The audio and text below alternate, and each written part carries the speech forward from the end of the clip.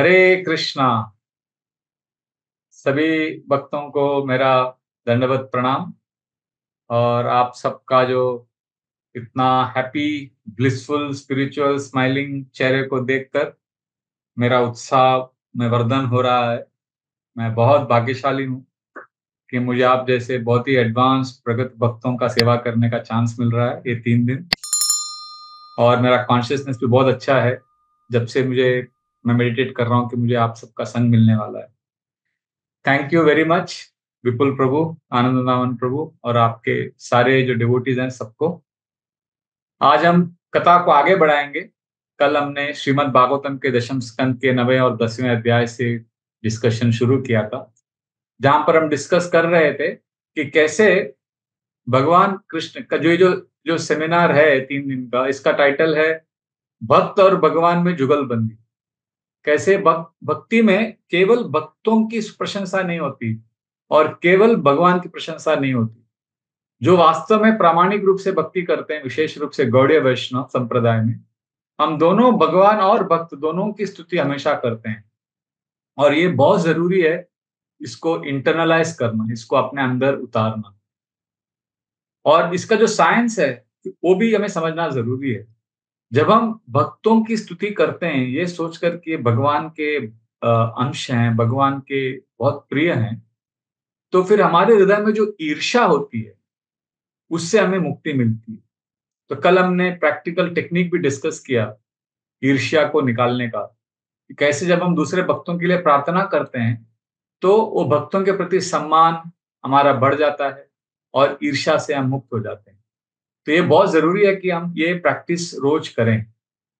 और फिर हमारे इस प्रामाणिकता को देखकर भगवान हमें उनके प्रति जो प्रेम है वो भी हमें गिफ्ट में देंगे।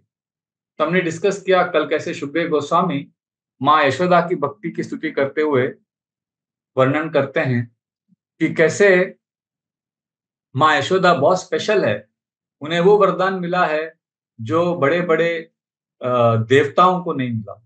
उन्होंने कैसे अपने भगवान श्री कृष्ण को अपने प्रेम के वश में कर लिया था। तो ये डिस्कस किया था कल हमने माँ यशोदा के गुणों के बारे में। उसके बाद हम लोग 10वें अध्याय में गए, जहां पर भगवान कृष्ण अपने भक्त नारद मुनि की स्तुति करते हुए नल कुबेर और मणिग्रीव का उद्धार करते हैं। भगवान नल कुबेर और मणिग्रीव का उद्धार इसीलिए नहीं करते कि वो भगवान बहुत करुणामय हैं। भगवान इसीलिए उद्धार करते हैं दोनों का, नल कुबेर और मणिग्रीव का, क्योंकि नारद मुनि की इच्छा है कि उनका उद्धार हो। नारद मुनि के आनंद के लिए भगवान ये लीला करते हैं, दामोदर लीला। तो ये बहुत इंटरेस्टिंग है। कल हमने डिस्कस किया कैसे नारद मुनि के बारे में सोचकर भगवान कृष्ण कहते हैं कि महात्मना गीता, नारद मुनि ने जो वचन दिए हैं, जो श्राप दिए हैं, वो बहुत मेरे लिए महत्वपूर्ण है। और इसके बाद हमने डिस्कस किया विश्वनाथ चक्रवर्ती ठाकुर का बहुत ही महत्वपूर्ण मुद्दा जो है सताम कृपा। कैसे भक्तों की कृपा से हम भक्त बनते हैं, और उसके लिए हमने श्रीला प्रभुपाद के एक पास्ट टाइम डिस्कस किया। कैसे गिरिराज महाराज कहते हैं कि वो डेवोटी बने क्योंकि श्रीला प्रभुपाद ने उनके लिए प्रे किया था। और आज हम कथा को आगे बढ़ाएंगे। नल कुबेर मणिग्रीव का उद्धार हो गया और अब नल कुबेर मणिग्रीव भगवान के प्रति बहुत ग्रेटफुल हैं और उस कृतज्ञता में वो प्रार्थनाएं अर्पण कर रहे हैं। तो नल कुबेर और मणिग्रीव की प्रार्थनाएं बहुत सुंदर है। तो वो भगवान को थैंक यू बोलते हैं कि आपने हमारा उद्धार किया। पर वो प्रार्थनाओं में एक बहुत इंटरेस्टिंग प्रेयर है। देखिए, अगर आपको कुछ श्राप मिला, बहुत तकलीफ हुई, बाद में भगवान का प्यार मिल गया और कृष्णा कॉन्शियसनेस में आ गए और कृष्ण का साक्षात दर्शन हो गया, तो हमारी ये इच्छा होती है कि मैं बस कभी भगवान को नहीं छोड़ू। भगवान के अगर आपको भगवान की लीलाओं का दर्शन मिलता रहे, जैसे नल कुबेर मणिग्रीव नंद महाराज के आंगन में, वो यशोदा माँ के आंगन में घर के बाहर ही वो देख खड़े हैं और सब भगवान की बाल लीलाओं का दर्शन कर रहे हैं। तो इतना बड़ा सौभाग्य उन्हें मिला है, फिर भी वो प्रार्थनाएं अर्पण करने के बाद भगवान से रिक्वेस्ट करते हैं और परमिशन लेते हैं कि आप प्लीज हमें परमिशन दीजिए, हम वापस अपने लोकों में जाकर हमारे गुरु महाराज की सेवा करना चाहते हैं, नारद मुनि की।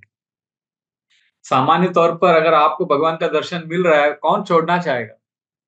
पर नलकुबेर मणिग्रीव भगवान से अनुमति लेकर जाना चाहते हैं। तो ये बहुत ही इंटरेस्टिंग चीज़ है। तो उसका वो लॉजिक देते हैं, क्यों? क्योंकि यही हमारा थीम चल रहा है कि केवल भगवान की सेवा हम नहीं करते, भगवान के साथ-साथ भक्तों की भी सेवा करते हैं। तो नलकुबेर मणिग्रीव कहते हैं, "अजुना हि नौ भूमं तवानुचर किंकरो दर्शनम नो भगवत ऋषेरासीदनुग्रहात्।" वो कहते हैं, "अजुना ही, हे भगवान, हे कृष्ण, आप प्लीज हमें परमिशन दीजिए। क्या परमिशन दीजिए? कि हम तवानुचर किंकरो, जो आपके किंकर हैं, जो आपके सर्वेंट है नारद मुनि, हम उनकी अच्छे से सेवा कर सकें, उसका आप हमें वरदान दीजिए और उनकी सेवा करने के लिए, जाने के लिए आप अनुमति दीजिए।" वो भगवान के साथ खड़े हैं, भगवान की लीलाओं का दर्शन कर रहे हैं। इतना बड़ा सौभाग्य मिला है, पर वो ये न इस बात को नहीं भूल रहे हैं कि उन्हें ये सौभाग्य नारद मुनि की वजह से मिला है। मतलब वो अपने गुरु की असीम कृपा को भूले नहीं हैं। उनको अपने गुरु की कृपा की विस्मृति नहीं है। वो अच्छी तरह से जानते हैं कि वो अभी इस स्तर पर हैं कि भगवान के वृंदावन की लीलाओं का दर्शन कर रहे हैं और वो उनकी भक्ति की वजह से नहीं हो रहा है। ये इसलिए हो रहा है क्योंकि उनके गुरु श्री नारद मुनि ने उनको वरदान दिया था। वो कह रहे हैं, दर्शनम नो भगवत, आपका दर्शन हमें मिला है भगवान, वो इसलिए मिला है ऋषेरासीद अनुग्रहात, क्योंकि नारद मुनि का अनुग्रह हम पर है। नारद मुनि की कृपा के कारण ही हम आपका दर्शन कर पा रहे हैं। ये हमारी योग्यता की वजह से नहीं है। देखिए, जैसे भगवान कृष्ण को बहुत क्लियर है कि नारद मुनि उनके बहुत प्रिय डिवोटी हैं। नारद मुनि की इच्छाओं की पूर्ति करने के लिए मैं ये दोनों का उद्धार करूंगा। उसी प्रकार जैसे भगवान को क्लैरिटी है, उसी प्रकार नलकुबेर मणिग्रीव को भी पूरा क्लैरिटी है। वो भी जानते हैं कि हमारा उद्धार हुआ है, ये भगवान की कृपा हमको मिली है, ये हमारी वजह से नहीं और भगवान की अनुकंपा भी नहीं, ये वास्तव में हमारे गुरु महाराज की कृपा से मिली। इसीलिए वो चाहते हैं कि हम अपने गुरु की सेवा करना चाहते हैं और उस गुरु की सेवा करने के लिए हम जाना चाहते हैं। मतलब कभी भी उनको अपने गुरु की कृपा की विस्मृति नहीं होती है। इसीलिए वो कहते हैं, "अजुनाई नो भूमं स्तवानुचर किंकरो दर्शनम नो भगवत ऋषेरासीद अनुग्रहात्।" नारद ऋषि की हम पर असीम कृपा है। ये बात बहुत ही इंपॉर्टेंट है क्योंकि सामान्य तौर पर क्या होता है, जब हम भक्ति में आते हैं, हम कुछ साल बाद जो भक्तों की हम पर विशेष कृपा होती है, उसे हम भूल जाते हैं। कलयुग में विशेष रूप से विस्मृति एक कलयुग का लक्षण है। कृपा को भूल जाना मतलब कृतज्ञता, अनग्रेटफुलनेस, ये बहुत कॉमन है। इसीलिए बार-बार इस बात का स्मरण करना कि मैं कुछ भी नहीं जानता था भक्ति में, मैं बहुत वीक था, मुझे कुछ पता नहीं था। अब भक्तों की कृपा से मैं जान पा रहा हूँ, भक्तों की कृपा से मैं समझ पा रहा हूँ। इस बात पर मेडिटेट करना बहुत ज़रूरी है, क्योंकि जब हम भक्ति में कुछ बाहरी ढंग से जब हम थोड़े निपुण बन जाते हैं, थोड़े एक्सपर्ट दक्ष बन जाते हैं, तो फिर हमें लगता है कि मैं बहुत इंटेलिजेंट हूँ, मेरे पास बहुत क्षमता है, बुद्धि है और मैं अभी ठीक है, मेरे प्रभु जी ने, मेरे गुरु ने मुझे हेल्प किया था शुरू के दिनों में, पर मैं अभी बहुत बुद्धिमान हो गया हूँ। देखिए, हमें ये बाहर से बोलेंगे नहीं, बाहर से हम यही बोलेंगे कि मैं तो दास हूँ, मेरी मुझे कोई अक्ल नहीं है, मैं बुद्धू हूँ।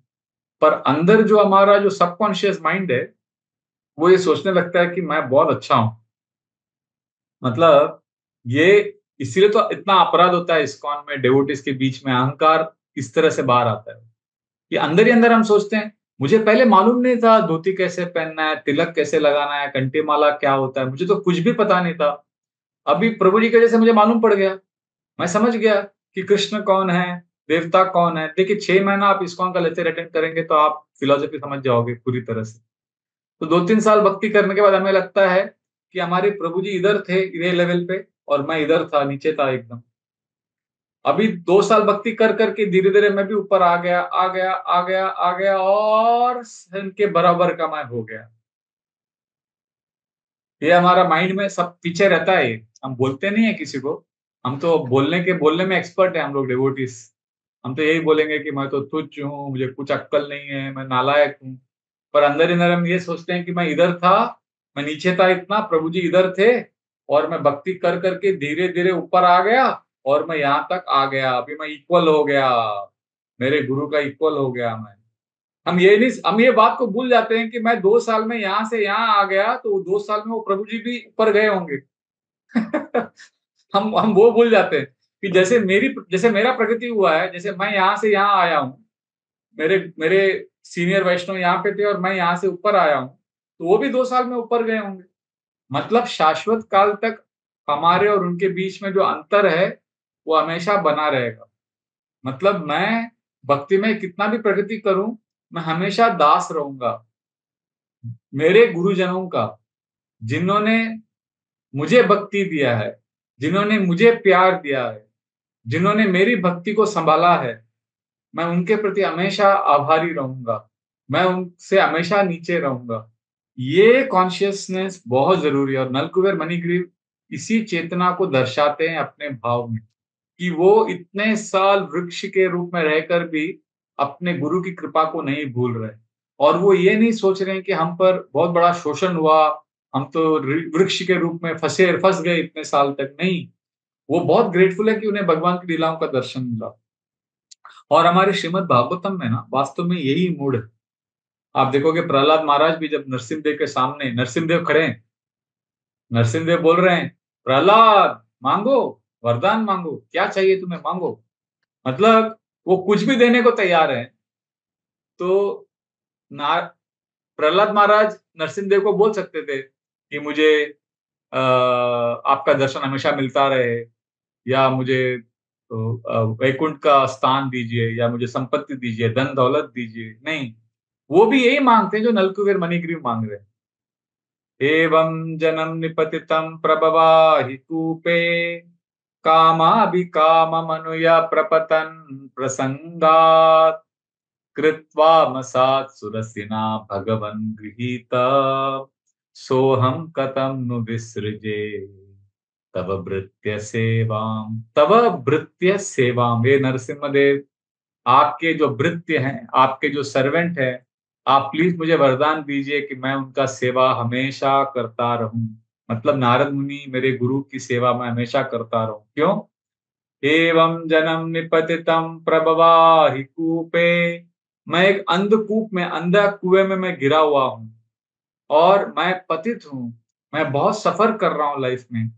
एवं जन्म निपतितम प्रभवाहि कूपे, और मैं इस मटेरियल वर्ल्ड में फँसा हुआ हूँ क्योंकि मेरी जो काम वासनाएँ हैं, कामाभिकाममनुया प्रपतन् प्रसंगात्, मेरी काम वासनाओं के कारण मैं पूरी तरह से मटेरियल वर्ल्ड में फँसा हुआ हूँ।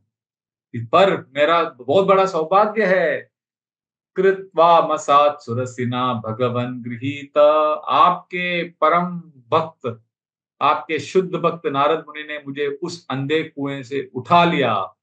मैं गिरा हुआ था पर उन्होंने अपने कर कमलों से मुझे उठा लिया और इसीलिए मैं उनके प्रति बहुत ग्रेटफुल हूँ। इसीलिए वो माँग रहे हैं, सोऽहं कथं नु विसृजे तव भृत्य सेवाम्। मैं कैसे उनकी सेवा को त्याग सकता हूँ? मैं कभी भी मेरे गुरु महाराज के सेवा को नहीं त्याग सकता। थैंक यू विपुल अग्रवाल प्रभु। 7.9.28 ये श्लोक है जो आपके चैट में आया है।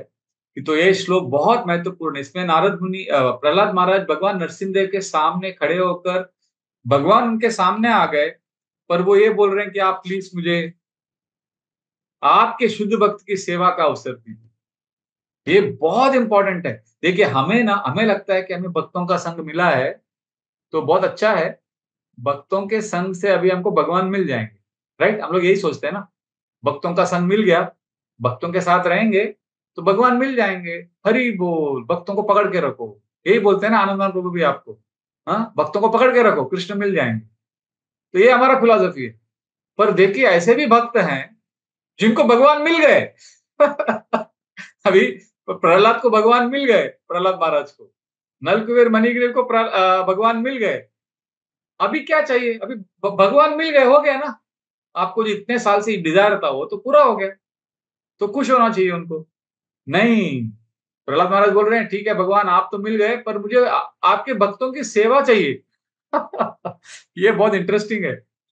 हाँ, ये हमको कभी नहीं भूलना चाहिए। जैसे श्रीला प्रभुपाद कितने ग्रेटफुल थे, जब एक एक लेक्चर है उनका व्यास पूजा का, तो वो अपने गुरु महाराज को याद करते हुए बोलते हैं कि मेरे गुरु महाराज श्रीला भक्ति सिद्धांत सरस्वती ठाकुर ने मुझे बचा लिया, ही सेव माय लाइफ। ऐसा बोलकर वो रोने लगे जोर जोर से। मतलब ये कभी हमें नहीं भूलना चाहिए कि हम हमें अभी भक्तों की जरूरत नहीं है। अ, तो भक्तों के अभी बिना मैं भक्ति कर सकता हूँ, नहीं, कभी नहीं हमें ऐसा सोचना चाहिए। क्योंकि ये जो सोच है, ये हमारे पतन का सीड है, बीज है, कि मैं अभी भक्तों के बिना भक्ति कर सकता हूँ। परीक्षित महाराज को आप देखोगे, परीक्षित महाराज तो अपने अंतिम क्षणों में भागवतम में बहुत सुंदर वर्णन आता है कि उनको तो सब मिल गया। अभी वो 7 दिन, अभी उनको वो पूरा बैठ गए, सिर्फ श्रवण करना है, कीर्तन करना है। हाँ, और वो जब अंत में, अभी सुखदेव गोस्वामी भी आ गए, सारे ऋषि मुनि बैठे हैं, और अभी परीक्षित महाराज शरीर छोड़ने वाले हैं। प्लीज अंडरस्टैंड दिस, ये बहुत इंपॉर्टेंट। देखिए, हमारा जो मेन ग्रंथ है ना इस्कॉन में, वो श्रीमद् भागवतम है। और श्रीमद् भागवतम हमारे लिए बहुत ही आराधनीय, पूजनीय है। और श्रीमद् भागवतम में मेन हीरो है परीक्षित महाराज, जो श्रवण के आचार्य हैं, और जिनकी वजह से भागवतम सुनाया गया। मतलब परीक्षित महाराज हमारे मेन हैं, श्रवणम के आचार्य। और परीक्षित महाराज क्या उदाहरण स्थापित कर रहे हैं। वो मृत्यु के पहले उनकी कामना, उनकी इच्छा क्या है। तमोपयातां प्रतियन्तु विप्रा, गंगा च देवी दृढ़चित्तमीशे, द्विजोपसृष्टा कुहकस्तक्षको वा, दशत्वलंगायत विष्णुगाथा। वो वो रो रहे हैं कि प्लीज आप मुझे आशीर्वाद दीजिए कि मैं भक्तों के बीच में रहकर केवल विष्णु गाथा, केवल भगवान की स्तुति को सुन सकूं। मुझे भक्तों की जरूरत है। और वो प्रे कर रहे हैं, तमोपयाताम प्रतियंतु विप्रा, गंगा च देवी दृढ़ चित्तमीशे। मैं अपनी चेतना को पूरी तरह से भगवान में केंद्रित करना चाहता हूं, बिना डिस्ट्रैक्शन के पूरी तरह से फोकस करना चाहता हूं, दृढ़ चित्त ईशे। और आप सबसे मैं प्रे कर रहा हूं, द्विजोपसृष्टा कुहकस्तक्षको वा, वो तक्षक पक्षी को आने दो, वो तक्षक जो सर्प है उसे आने दो और मुझे डसने दो।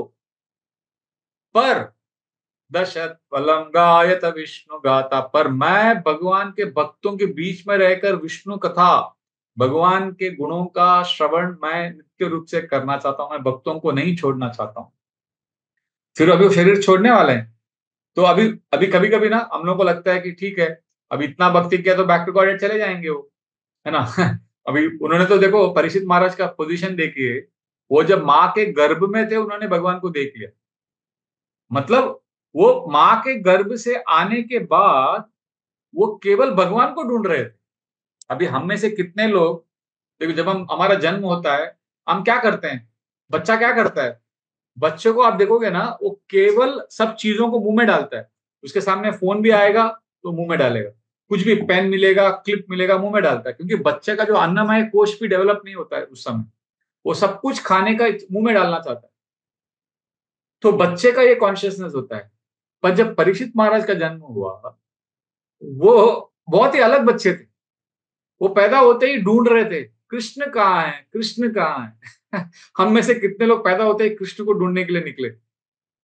हम लोग खाना ढूंढ रहे थे, राइट।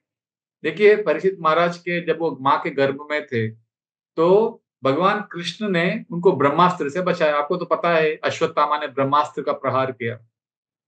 अंगुष्ट मात्र अमलम सुरट पुरट मौलिनम अपीव्य दर्शनम श्यामम। तो वो एक, भगवान कृष्ण एक अंगुष्ट के साइज में आए वो, और उत्तरा के गर्भ में आकर शंख चक्र गदा पद्म धारण करते हुए उन्होंने उस शिशु बालक जो परीक्षित गर्भ में था, उसको ब्रह्मास्त्र से बचा लिया। तो इस बच्चे ने देखा, अरे ये कौन है इतना आकर्षक, मेरा मित्र जिसने मुझे ब्रह्मास्त्र से बचाया। ये बहुत ही सुंदर है, बहुत ही प्यारा है, इसने मुझे बचा लिया, ये वास्तव में मेरा दोस्त है। ऐसा ये शिशु सोचने लगा, परीक्षित महाराज गर्भ में सोचने लगे। तो जब वो बाहर आए माँ के गर्भ से, तो इसी दोस्त को ढूँढने लगे। अरे! वो दोस्त कहाँ है जिसने मुझे बचाया? तो वो कोई भी माताजी, प्रभु जी आते थे तो उनको पकड़ लेता था। परीक्षित महाराज उनको पकड़ लेते थे, बच्चे बच्चे थे वो। तो फिर धोती पकड़ के खींचते थे और देखते थे ऊपर ऐसा, जैसे बच्चे देखते हैं ना ऊपर, कोई बच्चे तो बहुत छोटा होता है। व्यक्ति जो लोग होते हैं सामने वो लंबे होते हैं, माँ और पिता, माताजी, प्रभु जी सब लंबे होते हैं। तो हर एक को पकड़ के साड़ी, माताजी का साड़ी खींचते थे, प्रभु जी लोगों का धोती खींचते थे और वो ऊपर देखते थे ऐसा। अरे! क्या ये वही दोस्त है जिसने मुझे मेरी माँ के गर्भ में मुझे बचाया था? अरे नहीं, ये तो वो नहीं है। फिर छोड़ देते थे, फिर दूसरे को पकड़ते थे। ऐसा वो हर एक को पकड़-पकड़ के सबका ईक्षणाया, सबकी परीक्षा करते थे वो, इसीलिए उनका नाम पड़ा परीक्षित। उनका नाम परीक्षित इसलिए पड़ा क्योंकि वो सबकी परीक्षा करते थे। क्या ये वही व्यक्ति है जिसने मेरी रक्षा की माँ के गर्भ में? मतलब सोचिए उनकी क्या चेतना होगी। केवल कृष्ण को ढूँढने के लिए निकल गए बचपन से। तो उन्होंने माँ पैदा होते रहने के पहले ही कृष्ण का दर्शन कर लिया और यहाँ पर वो शरीर छोड़ रहे हैं, तो बैक टू गॉडहेड तो गारंटी है उनका। फिर भी उनकी चेतना देखिए, वो ये सोचते हैं कि शायद शायद नहीं, वो सोचते हैं कि अगर मुझे वापस जन्म लेना पड़े, मैं बैक टू गॉडहेड नहीं गया तो? हम लोग बोलते हैं ना हमें तो बैक टू गॉडहेड जाना है, जाना है। ठीक है, हमको तो जाना ही है बैक टू गॉडहेड। अगर नहीं गए तो? अगर आपको बोला गया कि आप बैक टू गॉडहेड नहीं जाएँगे, पर आप वरदान माँगो, कोई क्या वरदान चाहिए माँगो, पर आप बैक टू गॉडहेड नहीं जाएँगे। मरने के बाद क्या चाहिए बताओ? तो परीक्षित महाराज बोलते हैं मुझे 3 वरदान चाहिए। पुनश्च भूयात् भगवति अनन्ते रति प्रसंगाश्च तदाश्रयेषु महत्सु याम्यामुपयामि सृष्टिम् मैत्रस्तु सर्वत्र नमो द्विजेभ्यः। वो कहते हैं पुनश्च भूयात्, मुझे वापस जन्म लेना पड़े मटेरियल वर्ल्ड में, हे कृष्ण, हे वैष्णवगण, आप मुझे प्लीज ये आशीर्वाद दीजिए। पुनश्च भूयात् भगवती अनंते रति, भगवान के प्रति अनलिमिटेड अट्रैक्शन हो। देखिए हम भगवान के प्रति अट्रैक्शन होगा तो ही हम सुखी रहेंगे और किसी भी चीज से सुखी नहीं रहेंगे। और कुछ भी हमको मिलेगा ना वो केवल स्टिमुलेट करेगा, थोड़ा उत्तेजित करेगा, थोड़ा एजिटेट करेगा, इंद्रियों को थोड़ा-सा सुकून मिलेगा, थोड़ा-सा राहत मिलेगा, पर दिल दिल कभी शांत नहीं होगा, दिल में इतना वैक्यूम रहेगा। केवल कृष्ण ही हमें खुश कर सकते हैं। इसीलिए हर एक डिवोटी ये बोलता है कि अगर मैं बैक टू गॉड नहीं भी गया तो मुझे बस कृष्ण के प्रति अनलिमिटेड अट्रैक्शन आप दीजिए। बस मुझे और कुछ नहीं चाहिए। ये बहुत इंपॉर्टेंट डिजायर है। अगर हम ये प्रार्थना करते हैं ना तो बैक टू गॉडेड भी फिर जरूरी नहीं है। क्योंकि आप इधर ही आपको बैक टू गॉडेड हो जाएगा। अगर आपका अनलिमिटेड केवल कृष्ण के प्रति अट्रैक्शन है तो बैक टू गॉडेड में वही करना है सेवा, वो इधर ही करेंगे आप। इसलिए रूप गोस्वामी हमको बोलते हैं युवतीनाम यथा यूनी यूनम चो युवतो यथा मनोभिरमते तद्वन मनो में रमताम तई। ये बहुत सुंदर प्रार्थना है, मेरा फेवरेट प्रेयर है। रूप गोस्वामी बोलते हैं हे कृष्ण, युवती नाम यथा यूनी, एक युवक एक युवती के प्रति, एक यंग लड़का यंग लड़की के प्रति कैसे अट्रैक्ट होता है। युवती नाम यथा यूनी यूनम चो युवतो यथा, और एक यंग लड़की कैसे अट्रैक्ट होती है एक यंग लड़के के प्रति, कैसे उनके बीच में एक स्वाभाविक रूप से आकर्षण होता है। कैसे जब वो हार्मोन जब चेंज होते हैं ना, जैसे आप टीनेजर बनते हो और जैसे आपके हार्मोन्स में चेंज होने लगता है, तो कैसे आपको वो पहला प्यार, पहला नशा आता है, वो यू फॉल इन लव, कैसे आप नेचुरली स्वाभाविक रूप से कैसे अट्रैक्ट होते हो ऑपोजिट सेक्स के प्रति। युवती नाम यथा यूनी यूनम च युवतो यथा, हे कृष्ण उसी प्रकार मनो भी रमते तद्वन मनो में रमताम तुई। मेरी ये प्रार्थना है कि मेरा मन भी उसी प्रकार स्वाभाविक रूप से आपके प्रति आकर्षक हो जाए, बस मुझे और कुछ नहीं चाहिए। ये प्रेयर है डिवोटी का कि कृष्ण कुछ भी हो, आप प्लीज मेरे हार्ट को आपके प्रति खींचिए। तो ये पहला इच्छा व्यक्त किया परीक्षित महाराज ने। पुनश्च भूयात् भगवती अनन्ते रति प्रसंगाश्च तद आश्रयेषु। तद आश्रयेषु मतलब आपके जो भक्त हैं, जो प्रामाणिक भक्त हैं, उनका प्लीज मुझे आप शेल्टर दीजिए, उनका आश्रय मुझे मुझे दीजिए। उनका संग मुझे आप दीजिए। 2 चीज मांगा उन्होंने, एक कृष्ण के प्रति अट्रैक्शन और दूसरा कृष्ण के जो भक्त हैं उन उनका शेल्टर, उनका आश्रय। महत्सुयाम्यामुपयामि सृष्टिम मैत्रस्तु सर्वत्र। मैत्रस्तु मतलब बाकी जो बद्ध जीव हैं उन सबके प्रति मित्रता मतलब कंपैशन, उनका भला करने की इच्छा मेरे हृदय में जागृत हो हे कृष्ण, मेरी ये प्रार्थना है। तो 3 वरदान मांगा परीक्षित महाराज ने। पहला कि मुझे कृष्ण के प्रति अनलिमिटेड अट्रैक्शन हो, दूसरा भक्तों का आश्रय मिले, और तीसरा ये जो प्रेम है ये मैं भक्तों को बद्ध जीवों को बांट सकूं, मेरे अंदर मित्रता या कंपैशन या करुणा जागृत हो। ये 3 वरदान परीक्षित महाराज मांग रहे हैं। हालांकि उन्होंने भगवान को देख लिया है, हालांकि उनका बैक टू गॉडेड का टिकट कंफर्म्ड है, वो 100% बैक टू गॉडेड जा रहे हैं, फिर भी वो बोल रहे हैं कि मुझे डिवोटीज का शेल्टर चाहिए। ये बहुत इंपॉर्टेंट है। देखिए, जब परीक्षित महाराज ने जब वो उन्होंने डिसाइड किया कि मैं अभी अपना प्राण छोड़ दूंगा, मैं पानी भी नहीं लूंगा, कुछ नहीं करूंगा, बस भगवान पर ध्यान करूंगा करके वो महल छोड़कर उन्होंने छोड़ दिया, राइट।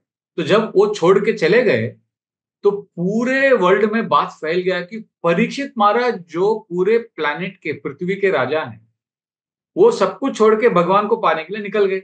उनको शाप मिल गया, वो 7 दिन में उनकी मृत्यु होने वाली है। तो अभी देखिए, ये परीक्षित महाराज ना इंडिया के प्राइम मिनिस्टर नहीं थे या अमेरिका के प्रेसिडेंट नहीं थे, वो पूरे प्लैनेट का, अभी ऐसा कोई व्यक्ति है जो पूरे पूरे पृथ्वी लोक का एकमात्र राजा हो, कोई नहीं है। पर उस समय परीक्षित महाराज ऐसे थे, और ऐसे व्यक्ति जब उन्होंने छोड़ दिया तो बात फैल गया। उस समय का जो कम्युनिकेशन सिस्टम था वो इंटरनेट से भी बहुत पावरफुल था। इंटरनेट का इतना, आजकल गूगल और इंटरनेट का इतना प्रभाव है कि पूरे प्लैनेट में किधर भी लोगों को मालूम पड़ जाता है। पर जब परीक्षित महाराज ने अपना घर छोड़ दिया, महल छोड़ दिया और वन में चले गए, तो वो जो न्यूज़ है केवल पृथ्वी लोक में नहीं, सारे लोकों में बात फैल गया, ऊपर के लोकों में, नीचे के लोकों में, सब जगह बात फैल गया कि परीक्षित महाराज ने अपना राज्य छोड़ दिया। और जैसे ये न्यूज़ पहुंच गया ऊपर के लोकों में, तो वहां पे जो भी भक्त है वो लोग ने कहा, अरे परीक्षित महाराज जैसे इतने बड़े भक्त सब कुछ छोड़ दिया, अरे हम हमें उनका संग करना चाहिए। वो क्या क्या कॉन्शियसनेस होगा, उनका संग करेंगे तो हमारी भक्ति में वृद्धि होगा। तो ये सोचकर बहुत इंटरेस्टिंग है, सारे जो डिवोटीज हैं वो सब परीक्षित महाराज का दर्शन करने के लिए आ गए। मतलब बड़े बड़े ऋषि मुनि अलग अलग लोगों से, उनका वर्णन फर्स्ट कैंटो में आता है। मतलब क्या क्या ऋषियों का नाम है, विश्वामित्र ऋषि, नारद मुनि, व्यासदेव, पराशर मुनि, मतलब बड़े बड़े विख्यात ऋषि मुनि परीक्षित महाराज के संग से लाभ पाने के लिए, उनका दर्शन करने के लिए आ गए। और उनके शिष्य पूछने लगे कि आप गुरु महाराज कहाँ जा रहे हैं, पृथ्वीलोक में क्यों जा रहे हैं? तो वो बोलने लगे, हम लोग तीर्थ यात्रा में जा रहे हैं, आओ हमारे साथ, जल्दी आओ, जल्दी, हमको जाना है तीर्थ यात्रा में। मतलब परीक्षित महाराज को मिलने जाना मतलब उनके लिए तीर्थ यात्रा था। मतलब आप सोचिए परीक्षित महाराज का क्या स्टैंडर्ड होगा या क्या स्थान होगा कि सारे बड़े-बड़े ऋषि मुनियों को लग रहा है कि हम परीक्षित महाराज को मिलने जा रहे हैं, मतलब हम एक तीर्थ यात्रा में जा रहे हैं। परीक्षित महाराज का ये स्थान है, इतना बड़ा पोजीशन है। ऊपर और कौन-कौन आए थे मिलने के लिए, बहुत इंटरेस्टिंग है। तो सारे ऋषियों का नाम आता है, सबका नाम बोलते हैं, इतने सारे श्लोक हैं, बड़े-बड़े ऋषियों का नाम, और एंड में एक श्लोक आता है, अन्ये च देवर्षि ब्रह्मर्षिर्वर्या राजर्षिर्वर्या अरुणादयश्च नानाश्रया प्रवरान् समेतान् अभ्यर्च्य राजा शिरसा ववन्दे। तो सारे ऋषियों का नाम बोलने के बाद सुत गोस्वामी बोलते हैं, और भी आए थे, मैं उनका नाम नहीं बोल रहा हूं, ऐसा बोल रहे हैं, सबका नाम बता दिया। फिर बोलते हैं अन्य च देवर्षि, और भी अन्य अन्य देवर्षि आए थे, राजऋषि आए थे, अन्य च देवर्षि ब्रह्मर्षि आए थे, राजर्षि आए थे। मतलब देवों में, देवताओं में सबसे बेस्ट वो देव ऋषि, राजाओं में सबसे अच्छे आध्यात्मिक राजा राजा ऋषि, ब्रह्म ऋषि। मतलब अलग अलग जो स्टैंडर्ड, जैसे हमारा स्टैंडर्ड होता है ना कि हम बोलते हैं कि ब्रह्मचारी है, टेम्पल प्रेसिडेंट है, फिर सन्यासी है, जीबीसी है, गुरु है, अलग अलग रैंक होता है ना। तो इसी प्रकार ऋषियों में भी अलग अलग पोजीशन होता है। तो सबके टॉप होते हैं राजा ऋषि, ब्रह्म ऋषि, देव ऋषि, वो सारे लोग आ गए। अन्य च देवर्षि ब्रह्म ऋषि वर्या राजर्षि वर्या और अरुणादयश्च। अरुणादय वो भी एक कैटेगरी है। अरुणादय मतलब बहुत ही स्पेशल ऋषि मुनि है, वो लोग भी आ गए। अन्य च देवर्षि ब्रह्म ऋषि वर्या राजर्षि वर्या अरुणादयश्च। देखिए सुत गोस्वामी बोलते हैं नानाश्रया प्रवरान समेता। इतने सारे ऋषि मुनि आए। आप प्लीज ये सोचिए कि वो लोग क्यों आए। मैं आपको वापस बता रहा हूं क्यों आए वो लोग। परीक्षित महाराज का संग करने, परीक्षित महाराज की कृपा प्राप्त करने, क्योंकि वो लोग सब जानते थे कि परीक्षित महाराज प्योर डिवोटी है। अगर परीक्षित महाराज का संग करेंगे तो हमको भी कृष्ण प्रेम मिलेगा। वो लोग भी बुद्धिमान लोग हैं, ग्रीडी हैं, लोभी हैं, कृपा पाने के लिए वो लोग आए। ये सोच करके परीक्षित महाराज का संग करेंगे तो हमको कृष्ण प्रेम मिलेगा। पर परीक्षित महाराज क्या सोच रहे हैं, ये बहुत इंटरेस्टिंग है। नानाश्रया प्रवरान समेता, लास्ट लाइन क्या है, अभ्यर्च्य राजा शिरसा वंदे। परीक्षित महाराज ने अपना सर उनके चरण कमलों में डाल दिया। वो लोग आए थे परीक्षित महाराज को दंडवत करने के लिए। वो लोग आए थे परीक्षित महाराज के संग का लाभ लेने के लिए। पर जैसे परीक्षित महाराज ने उनको देखा, परीक्षित महाराज ने बोला अरे आप लोगों का संग मुझे मिलने वाला है। उन्होंने उनको दंडवत कर दिया। और तुरंत अभी देखिए वो सारे ऋषि मुनि, अभी सबको पता है वो लोग क्यों आए, सबको पता है परीक्षित महाराज का संग करना है। पर परीक्षित महाराज क्या है ना, वो ऐसा भ्रम में नहीं पड़ते। कभी कभी ना हमको डिवोटीज लोग ग्लोरीफाई करते हैं, प्रभु जी आप ग्रेट हैं, आप ग्रेट है। हम लोग ना कहीं अंदर हमको लगता है एक्चुअली सही लगता है, हमको लगता है कि सही बोल रहे हैं। पर परीक्षित महाराज ऐसे वहम में नहीं है। परीक्षित महाराज इस बात को बिल्कुल नहीं मानते कि वो ग्रेट हैं और उनको देखने के लिए ये लोग आए हैं। परीक्षित महाराज पूरा उल्टा लॉजिक देते हैं। वो कहते हैं अहो वयम धन्यतमा नृपानां महत्तमानुग्रहणीय शीला राज्ञं कुलं ब्राह्मण पाद शौचात् दूरात् विसृष्टात् गता गर्य कर्मा। वो बोलते हैं अहो वयम धन्य, आप मेरा जीवन धन्य हो गया। इतने सारे वैष्णव, इतने सारे भक्त आ गए मेरे पास। ये क्यों आए, अहो वयम धन्यतमा नृपानाम, मेरे वजह से नहीं आए हैं आप लोग। मैं बड़ा राजा हूं, बहुत बड़ा भक्त हूं, और मुझे देखने के लिए आप लोग नहीं आए हैं। मैं जानता हूं आप क्यों आए हैं। महत्तमानुग्रहणीय शीला, आप अनुग्रह करने के लिए आए हैं, आप मुझे आशीर्वाद देने के लिए आए हैं। और आप लोग इसलिए आए हैं क्योंकि मेरे जो दादाजी थे अर्जुन और पांडव, वो लोग भगवान के शुद्ध भक्त हैं। तो उनको याद करके आप आए हैं ताकि उनके पोते को थोड़ा कृपा मिल जाए। देखिए उनका, उनकी चेतना देखिए, वो बोल रहे कि मैं डिवोटी नहीं हूं, मेरे ग्रैंडफादर सब डिवोटी है। और मैं कौन हूं फिर, राज्ञम कुलम ब्राह्मण पाद शौचात। जब हम किसी को मिलने जाते हैं तो पहले क्या होता था, पहले के जमाने में ना घरों के बाहर बाथरूम होता था, मतलब टॉयलेट घर के बाहर होता था। तो लोग खाना खाते थे घर के अंदर और टॉयलेट जाने के लिए घर के बाहर जाना पड़ता था। आजकल टॉयलेट घर के अंदर होता है, खाना खाने के लिए लोग बाहर जाते हैं। तो उल्टा है, पर कलयुग है, क्या कर सकते हैं। बट तो परीक्षित महाराज बोलते हैं कि राज्ञम कुलम ब्राह्मण पाद शौचा। तो उस जमाने में ना, अभी मैंने देखा है उडुपी में भी, जब मैं बच्चा था, घर हम लोग को घर के बाहर थोड़ी दूर चलना पड़ता है, फिर जाके उधर टॉयलेट होता है, पैर धोने का जगह होता है। तो परीक्षित महाराज बोल रहे हैं कि जब हम किसी घर में जाते हैं तो घर के दूर थोड़ा पैर धोने का जगह होता है। तो मैं कौन हूं, मैं पृथ्वी लोक का महाराज, महाराज परीक्षित नहीं हूं। राज्ञम कुलम ब्राह्मण पाद शौचात, मैं वो जगह हूं जहां पर लोग आकर पैर धोते हैं। समझे। देखिए सारे ऋषि मुनि बोल रहे हैं कि अपने शिष्यों को बोल रहे हैं हम परीक्षित महाराज को मिलने जा रहे हैं। परीक्षित महाराज कौन है, वो तीर्थ जगह है। हम लोग तीर्थ यात्रा में जा रहे हैं, मतलब परीक्षित महाराज को मिलने जाना मतलब तीर्थ यात्रा में जाना, ऐसा बाकी सारे डेवोटी सोच रहे हैं। पर परीक्षित महाराज ये नहीं सोच रहे कि मैं तीर्थ यात्रा हूं या तीर्थ जगह हूं। वो ये सोच रहे हैं कि मैं जो पैर धोने का जगह है मैं वो हूं। राज्ञम कुलम ब्राह्मण पाद शौचात दूराद विसृष्टात पत गर्य कर्मा। क्योंकि मैं बहुत ही गंदा काम किया हूं, मैं राजा था, मैं पूरा रजोगुण में काम करता था, मैं बहुत पतित हूँ, मुझे तो कोई मिलना भी नहीं चाहिए, मुझे कोई देखना भी नहीं चाहिए, पर आप लोग मेरे ऊपर इतने कृपालु हैं। मेरे दादाजी, पांडव लोग इतने अच्छे डिवोटी थे, उनको याद करके आप मुझ पर कृपा बरसाने के लिए मुझे मिलने आए हैं। ये परीक्षित महाराज का फंडा एकदम क्लियर है। वो ये नहीं सोच रहे कि मैं सीनियर डिवोटी हूँ, मैं अच्छा हूँ, नहीं। उनको इसका कोई इल्यूजन नहीं है, उनको इसका कोई भ्रम नहीं है। तो ये बहुत इंपॉर्टेंट है। तो देखिए परीक्षित महाराज की ये चेतना है। परीक्षित महाराज जैसे ही ना हमारे आप देखोगे केवल परीक्षित महाराज का ये मूड नहीं है कि मुझे बस डिवोटीज के साथ रहना है, डिवोटी सब कुछ है। आप देखोगे ध्रुव महाराज देखेंगे ना आप, ध्रुव महाराज तो हाइट है। ध्रुव महाराज को तो पूरा क्लियर था, मुझे धन चाहिए, मुझे अपने दादाजी से भी अधिक बड़ा राज्य चाहिए, मुझे बहुत अमीर बनना है, पैसा चाहिए, मुझे राज्य चाहिए। तो जब उनको भगवान मिले, तो जब भगवान विष्णु ने उनको मतलब भगवान विष्णु को जब उन्होंने प्रेयर्स ऑफर किया, तो वो भी एक शॉकिंग प्रेयर ऑफर करते हैं। तो वो भी मैं ऐसा प्रेयर कभी मतलब हमको भागवत में मिल सकता है।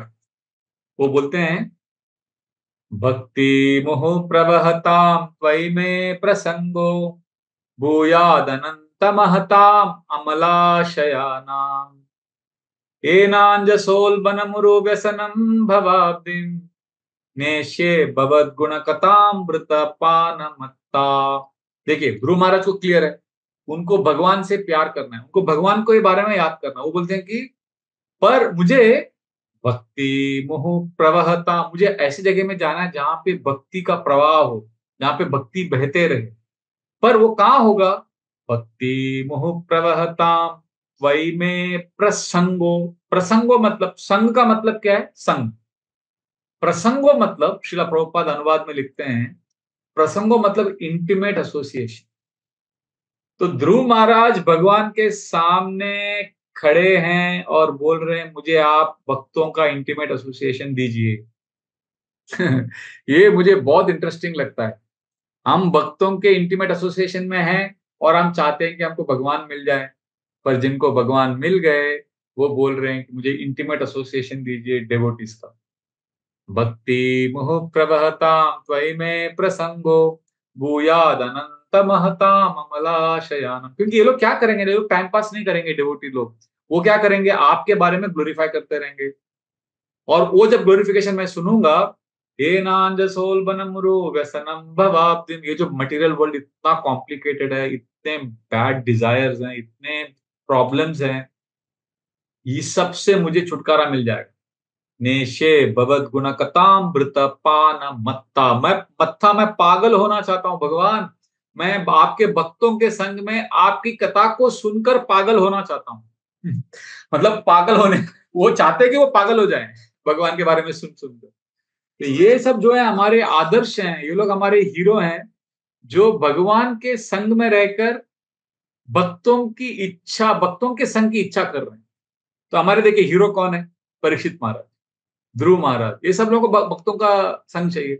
और हमारे गौड़ीय वैष्णव में हमारे सबसे बड़े हीरो हैं नरोत्तम दास ठाकुर। अभी नरोत्तम दास ठाकुर ऐसे व्यक्ति हैं कि चैतन्य महाप्रभु ने, भाई देखो हमारे गुरु महाराज ने जब नरोत्तम दास ठाकुर के ऊपर लेक्चर दिया था बांग्लादेश यात्रा में 2003 में, तो उन्होंने 5.5 घंटा क्लास दिया नरोत्तम दास ठाकुर के ऊपर।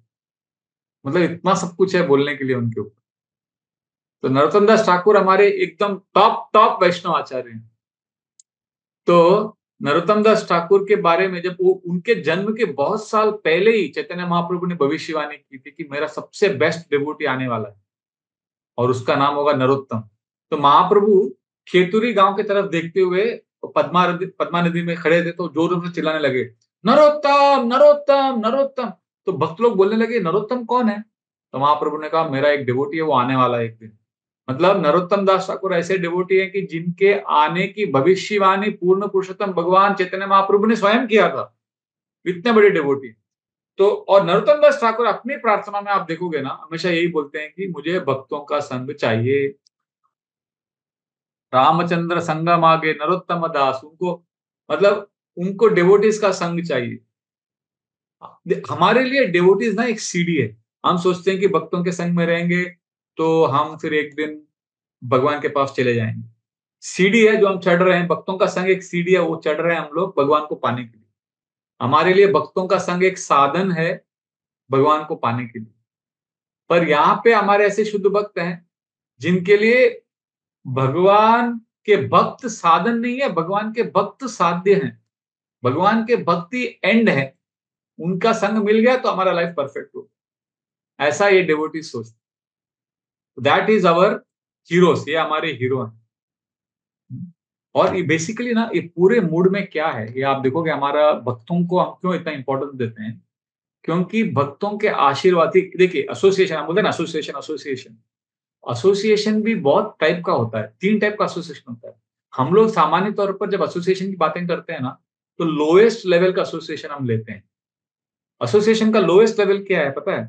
लोएस्ट लेवल एसोसिएशन का तब होता है जब हम बस साथ में आकर ऐसे गप्पा मारते हैं, प्रसाद खाते हैं, गोविंदा में जाते हैं या किधर किधर घूमने जाते हैं। आपने देखा होगा हमारे बहुत सारे डिवोटी हैं, वो साथ में मिलते हैं, पार्टी में बहुत मिलते हैं। जैसे गोविंदा में पार्टी होगा, आ जाएंगे, स्माइल करेंगे और बोलेंगे प्रभु जी अच्छा एसोसिएशन मिला आज। क्या एसोसिएशन मिला? बस हम लोग साथ में मजा किए, गोविंदा गए और इधर घूमने गए, मूवी। ऐसे भी डिवोटी थे जो साथ में आके पिक्चर देखने चले जाते हैं।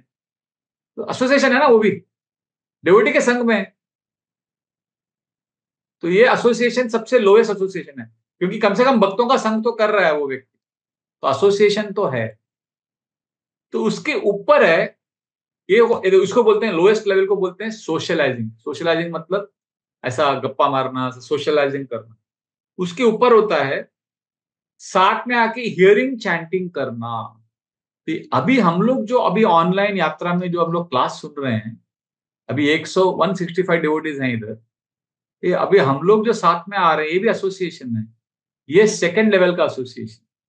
आपको समझ में आ रहा है ना? ये सेकंड लेवल का एसोसिएशन क्यों है? क्योंकि इसमें हम लोग क्या कर रहे हैं?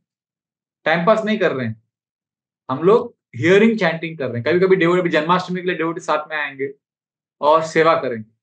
ये जो सेवा डिवोटीज करने वाले हैं, ये सेकंड लेवल का एसोसिएशन है। जब हम साथ में आके हियरिंग चैंटिंग सेवा करते हैं, ये सेकंड लेवल का एसोसिएशन है। थर्ड लेवल का एसोसिएशन क्या है? साथ में आके प्रसाद खाना, मजाक करना, मस्ती करना, पॉलिटिक्स भी बात करना, ये सब टाइम पास करना, वो फर्स्ट लेवल का एसोसिएशन। सेकंड लेवल का एसोसिएशन है साथ में आके टाइम पास नहीं करना बट हियरिंग चैंटिंग करना।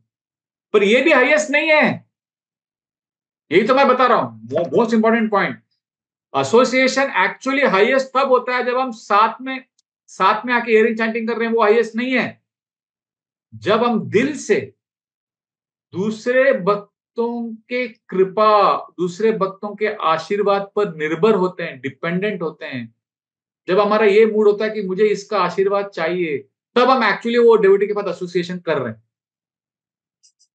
नहीं तो हम नहीं तो वो एसोसिएशन सेकंड लेवल का ही रहेगा।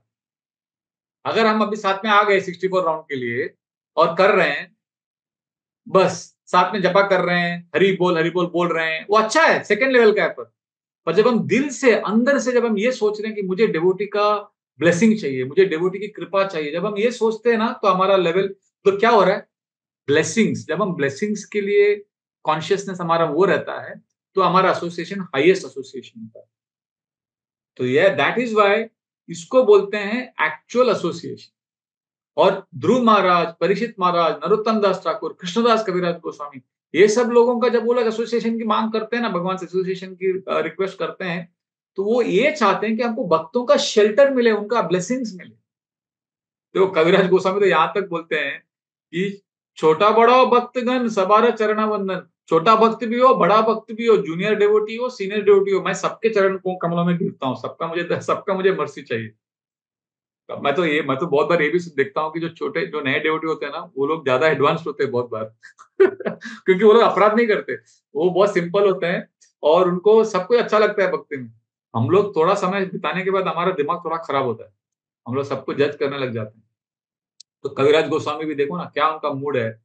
अभी अभी उन्होंने पूरा चैतन्य चरितामृत लिख दिया। अभी चैतन्य चरितामृत पता है उन्होंने क्यों लिखा? क्योंकि बहुत सारा स्टोरी है उसमें। एक है कि मदन गोपाल जी उनके सपने में आके ऑर्डर दिए कि आप लिखो। अभी हमारे में ऐसा कोई है जिसको भगवान सपने में आके बोलते ये काम करो? कविराज गोस्वामी का आप स्टैंडर्ड देख सकते हो कि उनको कृष्ण खुद आके बोल रहे हैं कि आप चैतन्य चरितामृत लिखो। पर अभी कविराज गोस्वामी का ह्यूमिलिटी देखिए, उनको लगता है कि अभी मैं बोलूंगा सबको कि मेरे सपने में कृष्ण आए। ये कितना घमंड होगा, ये मतलब कितना गंदा है ऐसा बोलना। फिर वो बोलते हैं कि अगर मैं नहीं बोलूंगा, वो भी गलत है। वो क्यों गलत है, कोई बता सकता है? कि भगवान ने मुझे बोला लिखने को, अगर मैं नहीं बोलूंगा लोगों को, ये गलत कैसे है? मुझे बोलना चाहिए। गलत कैसे है नहीं बोलना? वो गलत इसलिए है क्योंकि आप क्रेडिट नहीं दे रहे हो उनको जिन्होंने आपको एक्चुअली ऑर्डर दिया है। तो वो उनकी दुविधा देखिए, कविराज गोस्वामी को बोलते हैं, श्री मदन गोपाल मोरे लेकाय आज्ञा कोरी, कही तेना युआय तबु रही तेना पारी। वो बोलते मुझे मदन गोपाल जी ने ऑर्डर दिया लिखने को, पर मेरी ऐसी दशा है कि मैं बोल भी नहीं पाता हूं कि मदन गोपाल जी ने मुझे ऑर्डर दिया, और बिना बोले रह भी नहीं सकता हूं। तो प्रॉब्लम क्या है इधर? प्रॉब्लम ये है, न कहिले होए मोरा कृतज्ञता दोष। अगर मैं नहीं बोलूंगा कि मदन गोपाल ने मुझे ऑर्डर दिया, तो मेरा अनग्रेटफुलनेस का मेरा गलती होगा। कृतज्ञता मतलब मैं ग्रेटफुल नहीं हूं, ये साबित हो जाएगा अगर मैं मदन गोपाल जी का क्रेडिट नहीं दूंगा तो। न कहिले होए मोरा कृतज्ञता दोष, दम्भ करी श्रोता यदि न करो हो रोष। और मैं बोलूंगा तो वो मेरा एरोगेंस हो गया, घमंड हो गया कि अरे मुझे तो कृष्ण ने ऑर्डर दिया है लिखने को।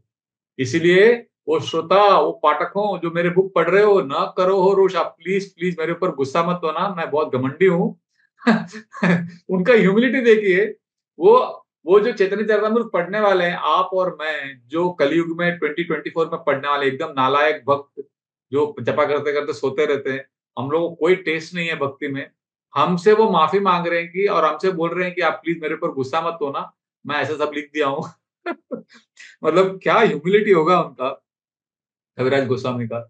वो यहाँ तक लिखते हैं चैतन्य चरितामृत के आदि लीला में, जगाई मदाई होते मुई से पापिष्ठ। जगाए मदाई से भी अधिक पापी हूं मैं। अभी अभी ऑनेस्टली आप दिल में हाथ रख के बोलो, सच सच बोलो। क्या यहाँ आपको कभी लगा है कि आप जगाए मदाई से बेकार हो? कभी नहीं लगेगा, क्योंकि हम में से किसी ने भी ऐसा ऐसा गंदा काम नहीं किया होगा जो जगाए मदाई ने किया। जगाए मदाई तो इतने पापी, इतने नीच थे, मतलब कभी भी हमको नहीं लगेगा कि और कोई भी ऐसा नहीं है जो जगाए मदाई से बेकार हो सकता।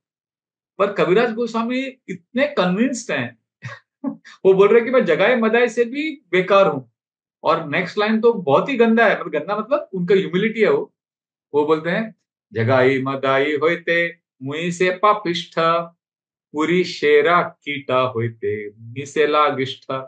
जो आप टॉयलेट में जाके जो टॉयलेट पास करते हो, जो विष्ठा है, जो मलमूत्र त्यागते हैं हम, कभी कभी अगर आपको पेट की बीमारी है तो वो मल में, वो टॉयलेट में, आपके स्टूल में, विष्ठा में कीड़ा रहता है। तो कविराज गोस्वामी बोलते हैं वो जो कीड़ा है, मैं उससे भी बदतर हूं। बाप रे, जब ये हम सुनते हैं, जगह यहाँ आता, thank you for putting this verse, पूरी शेरा कीटा मतलब वो जो स्टूल रहता है, ह्यूमन स्टूल, वो स्टूल का जो कीड़ा है, मैं उससे भी घिरा हुआ हूं। पर देखिए, भक्त लोगों को ये बहुत जरूरी है याद रखना, ऐसा नहीं कि हम अपने आप को गाली देते रहने का, गाली देने का, पर तुरंत ग्रेटफुल भी रहने का कि मैं इतना फॉलन हूं, फिर भी कृष्ण कितने अच्छे हैं कि मेरे को उन्होंने भक्ति दिया। कृष्ण को याद, अगर हम कृष्ण को याद नहीं करेंगे ना, तो वो गाली दे दे के हम डिप्रेशन में चले जाएंगे।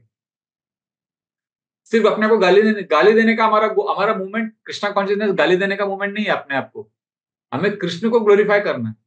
तो कविराज गोस्वामी अगले श्लोक में क्या बोलते हैं, अगले श्लोक नहीं मतलब थोड़े श्लोकों के बाद बोलते हैं कि मैं बहुत पतित हूं, मैं बहुत फॉलन हूं, जगह मदाई से भी बदतर हूं, पर मेरे ऊपर डिवोटीज की बहुत कृपा है। मोपापिष्टा नीलेना श्री वृंदावन, मोए नाध में दिलो श्री रूप चरण। बोलते मैं पापिष्ट हूं, मैं मानता हूं, मो पापिष्टा नीलेना, मेरा कोई योग्यता नहीं है, फिर भी मुझे गिफ्ट में क्या मिला है, मो पापिष्टा नीलेना श्री वृंदावन। अरे मुझ जैसे पतित को वृंदावन धाम मिल गया। अभी हम में से कितने लोग हैं जो इतने ग्रेटफुल होते हैं कि आपको वृंदावन मिल गया, वृंदावन जाते हैं। पर हम वृंदावन के बारे में सोचते हैं, हम क्या सोचते हैं, अरे वृंदावन गया मैं गिरिराज जी का परिक्रमा किया, मैं राधा कुंड गया, मैं मदन मोहन टेम्पल गया, सिस गोस्वामी टेम्पल गया, वृंदावन कितना अच्छा है, हम वंशीवट गए, सेवा कुंज गए, हम लोग यही सोचते हैं, गोपेश्वर महादेव गए। पर कविराज गोस्वामी की चेतना देखिए, वो बोल रहे हैं कि मुझे वृंदावन धाम मिल गया, मैं इतना पतित हूं, पर वृंदावन धाम तो मिला, मदन मोहन मिले, गोविंद जी मिले, वो सब ठीक है, पर वृंदावन में मुझे कुछ और मिला जो बहुत स्पेशल है। वो क्या है? वो बोलते हैं, मोपापिष्टा नीलेना श्री वृंदावन, मोए ना अधमे दिलो श्री रूप चरण। इस अदम को रूप गोस्वामी के चरण कमलों का आश्रय मिला। वो बोल रहे कि मुझे वृंदावन मिला, पर वृंदावन धाम में मुझे रूप गोस्वामी का आश्रय मिला। मतलब वृंदावन कृष्ण हमको सब मिल गए, ठीक है, पर भक्तों का आश्रय मुझे मिला, वो अधिक महत्वपूर्ण है। क्योंकि बिना भक्तों के आशीर्वाद से हम वृंदावन को समझ ही नहीं सकते। हम वृंदावन को केवल हम बाहरी रूप से देखेंगे, लोई बाजार जाएंगे बस, हम लोग हरे कृष्णा भी करते हैं, वो भगवान को हम नहीं पुकार रहे हैं। बहुत बार ना, देखिए अब आपको मैं सिंपल चीज बताता हूँ। आप लोग जपा करते हो, आप अच्छा, आप लोई बाजार में कितने लोग गए हैं शॉपिंग के लिए? कभी गए होंगे ना आप लोग, शॉपिंग किया है? सब देखो, सब सब भक्तों का हाथ उठ गया। लोई बाजार में सब डिवोटी जाते हैं शॉपिंग करने। तो लोई बाजार में आप जाओगे ना, आप देखोगे कि उधर बहुत सारे दुकानदार देखते हैं हरे कृष्णा डिवोटीज, उनको लगता है कि ये अच्छा बकरा है, अच्छा डिवोटी है, इससे हम लोग अच्छा धंधा कर सकते हैं। तो आपने देखा है वो लोई बाजार के जो दुकानों में जो लोग बैठे रहते हैं, वो जैसे डिवोटीज को देखते हैं, क्या बोलते हैं वो लोग? हरे कृष्णा, हरे कृष्णा प्रभु जी, माता जी हरे कृष्णा। उनको बोलते हुए सुना है आपने? ऐसा लोग बोलते हैं, बहुत बार बोलते हैं हरे कृष्णा। उनको वो चाहते हैं कि आप हरे कृष्णा बोलेंगे, आप सुनेंगे, और जब से आप उनको देखेंगे तो फिर वो आपको अंदर बुलाएंगे दुकान में। तो वो लोग हरे कृष्णा बहुत बोलते हैं लोई बाजार में, दुकान के अंदर बैठकर। और जैसे वो लोग, हम लोग जा रहे हैं लोई बाजार में, पीछे से बोलते हैं हरे कृष्णा, तो हमको मालूम है ये हरे कृष्णा ना, वो एक्चुअली भगवान को नहीं बुला रहे। ये हरे कृष्णा के पीछे उनका एजेंडा है कि हम लोग उनकी दुकान में जाए। उसी प्रकार जब हम लोग हरे कृष्णा बोलते हैं ना, हरे कृष्णा, हमको लगता है कि हम भगवान को बुला रहे हैं, पर हम भगवान को बुला रहे हैं ताकि वो भगवान हमारी सेवा करे। हम लोग लोई बाजार के वो दुकानदार जैसे ही है, हम लोग हरे कृष्णा बोल, तो भगवान को मालूम है कि हम भगवान को नहीं बुला रहे हैं। तो हमारा हरे कृष्णा चैंटिंग एकदम खोखला है, पर हमारा होप है कि डेवोटी हमारे लिए प्रे करेंगे। इसीलिए कविराज गोस्वामी बोलते हैं, मुझे वृंदावन तो मिल गया, पापिष्ट हूँ, वो पापिष्टा आनी लेना श्री वृंदावन, पर वृंदावन में भी मुझे सबसे अच्छा क्या गिफ्ट मिला? मोए नाद में दिलो श्री रूप चरण, रूप गोस्वामी के चरण कमल मिल गए। और देखिए आगे तो उनके जो प्रेयर्स हैं, मुझे तो बहुत ताजुब हुआ जब मैंने पहली बार पढ़ा। अभी वृंदावन को क्या क्या मिला? रूप गोस्वामी का आश्रय मिला, पर वो बोलते, कविराज गोस्वामी बोलते हैं, मुझे वृंदावन में और भी बहुत कुछ मिला। क्या मिला? यहाँ होते पायनु श्री रघुनाथ महाशय, यहाँ होते पायनु श्री स्वरूप आश्रय। वो बोलते हैं कि मुझे वृंदावन में रघुनाथ दास गोस्वामी का आश्रय मिला। अभी हम लोग सब जानते हैं कि कविराज गोस्वामी को रघुनाथ दास गोस्वामी का आश्रय कैसे मिला, क्योंकि वो वहां पर जाते थे, रघुनाथ दास गोस्वामी रोज राधा कुंड में क्लास देते थे, और वो क्लास सुनते थे हमारे कविराज गोस्वामी। सुनकर चैतन्य महाप्रभु की लीलाओं को उन्होंने ध्यान से सुना, उनको सब समझ गया, फिर उन्होंने उसमें से नोट्स बनाया, और वो नोट्स में से कर्चा में से उन्होंने फिर चैतन्य चरितामृत लिख डाला। तो ये बात सही है कि कविराज गोस्वामी को रघुनाथ दास गोस्वामी का आश्रय मिला, पर रघुनाथ दास गोस्वामी के आश्रय में उनका संग करते करते कविराज गोस्वामी को कुछ और मिला जो एक्चुअली नहीं मिला। मतलब वो बोल रहे हैं, रघुनाथ दास गोस्वामी का संग मिला मुझे, पर रघुनाथ दास गोस्वामी का संग करते करते मैंने ऐसे डिवोटीज का संग किया जो वृंदावन आए ही नहीं। मतलब यहाँ होते पायनु रघुनाथ महाशय, यहाँ होते पायनु श्री स्वरूप आश्रय। मुझे स्वरूप दामोदर गोस्वामी का संग मिला वृंदावन में, और ये सबसे आश्चर्यजनक बात है, क्योंकि स्वरूप दामोदर गोस्वामी वृंदावन गए ही नहीं। तो उनको स्वरूप दामोदर गोस्वामी का संग कैसे मिला वृंदावन में? मतलब वो वृंदावन में थे, पर उनकी चेतना थी कि मुझे रघुनाथ दास गोस्वामी का आश्रय चाहिए, रघुनाथ दास गोस्वामी का शेल्टर चाहिए, रघुनाथ दास गोस्वामी का आशीर्वाद चाहिए। और उनके आशीर्वाद को स्वीकार करते करते उनको रघुनाथ दास गोस्वामी की शिक्षा गुरु कौन थे? रघुनाथ दास गोस्वामी को ट्रेनिंग किसने दिया? स्वरूप दामोदर गोस्वामी ने दिया। क्योंकि चैतन्य महाप्रभु ने रघुनाथ दास गोस्वामी को बोला था कि आप स्वरूप दामोदर गोस्वामी सब सुनो। तो स्वरूप दामोदर गोस्वामी का संग उन्हें मिला रघुनाथ दास गोस्वामी के माध्यम से, हालांकि स्वरूप दामोदर गोस्वामी उधर आए ही नहीं। मतलब आप फिजिकली प्रेजेंट नहीं भी हो, आपको उनका संग मिल सकता है। इसलिए मैंने कहा कि एसोसिएशन केवल साथ में आके पानी पूरी खाना, लोही बाजार में जाके रगड़ा पैटिस खाना, वो संग नहीं है। संग ये भी नहीं है केवल कि हम बस आके साथ में हियरिंग चैंटिंग सेवा करें। एक्चुअल संग मतलब जो कविराज गोस्वामी ने किया। कविराज गोस्वामी ने वृंदावन में स्वरूप दामोदर गोस्वामी का संग किया। हालांकि स्वरूप दामोदर गोस्वामी उधर आए ही नहीं। वो संग इसलिए किया क्योंकि वो अंदर से, दिल से वो डिपेंडेंट थे उनके आशीर्वाद पर। तो अगर हमारा ये कॉन्शियसनेस है, तो हम अमेरिका में रह के भी भक्तों का संग कर सकते हैं। कोई बहुत हजारों मील दूर है और वो भक्तों को याद कर रहा है, भक्तों के आशीर्वाद पर डिपेंडेंट है, तो उनका संग कर रहा है। तो association is matter of the heart. और कविराज गोस्वामी इस बात को बहुत अच्छी तरह से वो एस्टैब्लिश कर रहे हैं। इसीलिए हमारे लिए बहुत जरूरी है इस बात को, इस मूड को याद रखना कि association is not simply external. हम लेकिन है एक बहुत इंपॉर्टेंट पॉइंट है। 1974 में शिला प्रभुपाद जेनेवा में थे, उनका व्यास पूजा था। तो जब प्रभुपाद का जो व्यास पूजा हुआ, तो प्रभुपाद लेक्चर देते हैं एंड में।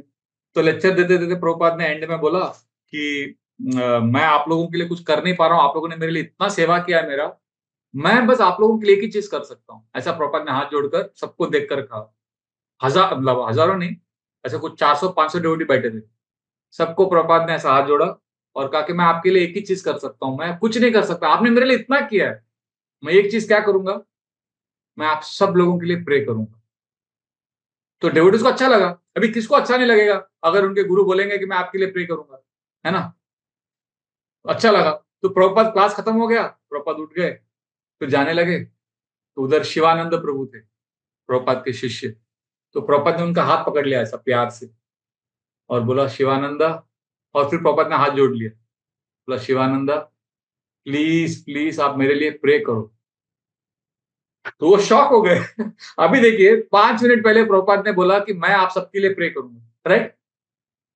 तो हमको क्या लगेगा कि प्रभुपाद हमारे लिए प्रे कर रहे हैं। अभी 5 मिनट बाद प्रभुपाद क्या बोल रहे हैं शिवानंद को कि तुम मेरे लिए प्रे करो। तो शिवानंद ने तुरंत बोला नहीं नहीं नहीं प्रभुपाद, मैं आपके लिए क्या, मैं क्या प्रे कर सकता हूँ। हमारे ड्यूटी यही बोलते हैं बहुत बार, हम क्या प्रे कर सकते हैं प्रभु जी आपके लिए, आप शुद्ध भक्त हो, आप ही प्रे करो। तो उस शिवानंद ने तुरंत बोला प्रभुपाद नहीं नहीं नहीं नहीं प्रभुपाद, मैं क्या प्रे करूंगा आपके लिए, आप ही प्योर डिवोटी हो, प्रभुपाद आप प्रे करो, मैं क्या कर सकता हूँ। तब शिला प्रभुपाद बहुत गंभीर हो गए। उन्होंने हाथ पकड़ा शिवानंद का वापस, बोला नहीं तुम प्रे करो मेरे लिए। क्यों? तुम ऐसा मत बोलो कि तुम ऑर्डिनरी हो, फॉलन हो, तुम एक वैष्णव हो, तुम एक डिवोटी हो। तुम अगर प्रे करोगे मेरे लिए तो कृष्ण सुनेंगे। तो शिला प्रभुपाद भी एक नए भक्त को बोल रहे हैं मेरे लिए प्रे करो, और हम लोगों को लगता है कि मैं बस बहुत बड़ा उद्धार करने आ गया हूँ। मैं सबको ब्लेसिंग दूंगा। नहीं, हमें सबके ऊपर डिपेंडेंट रहना है। हम्म।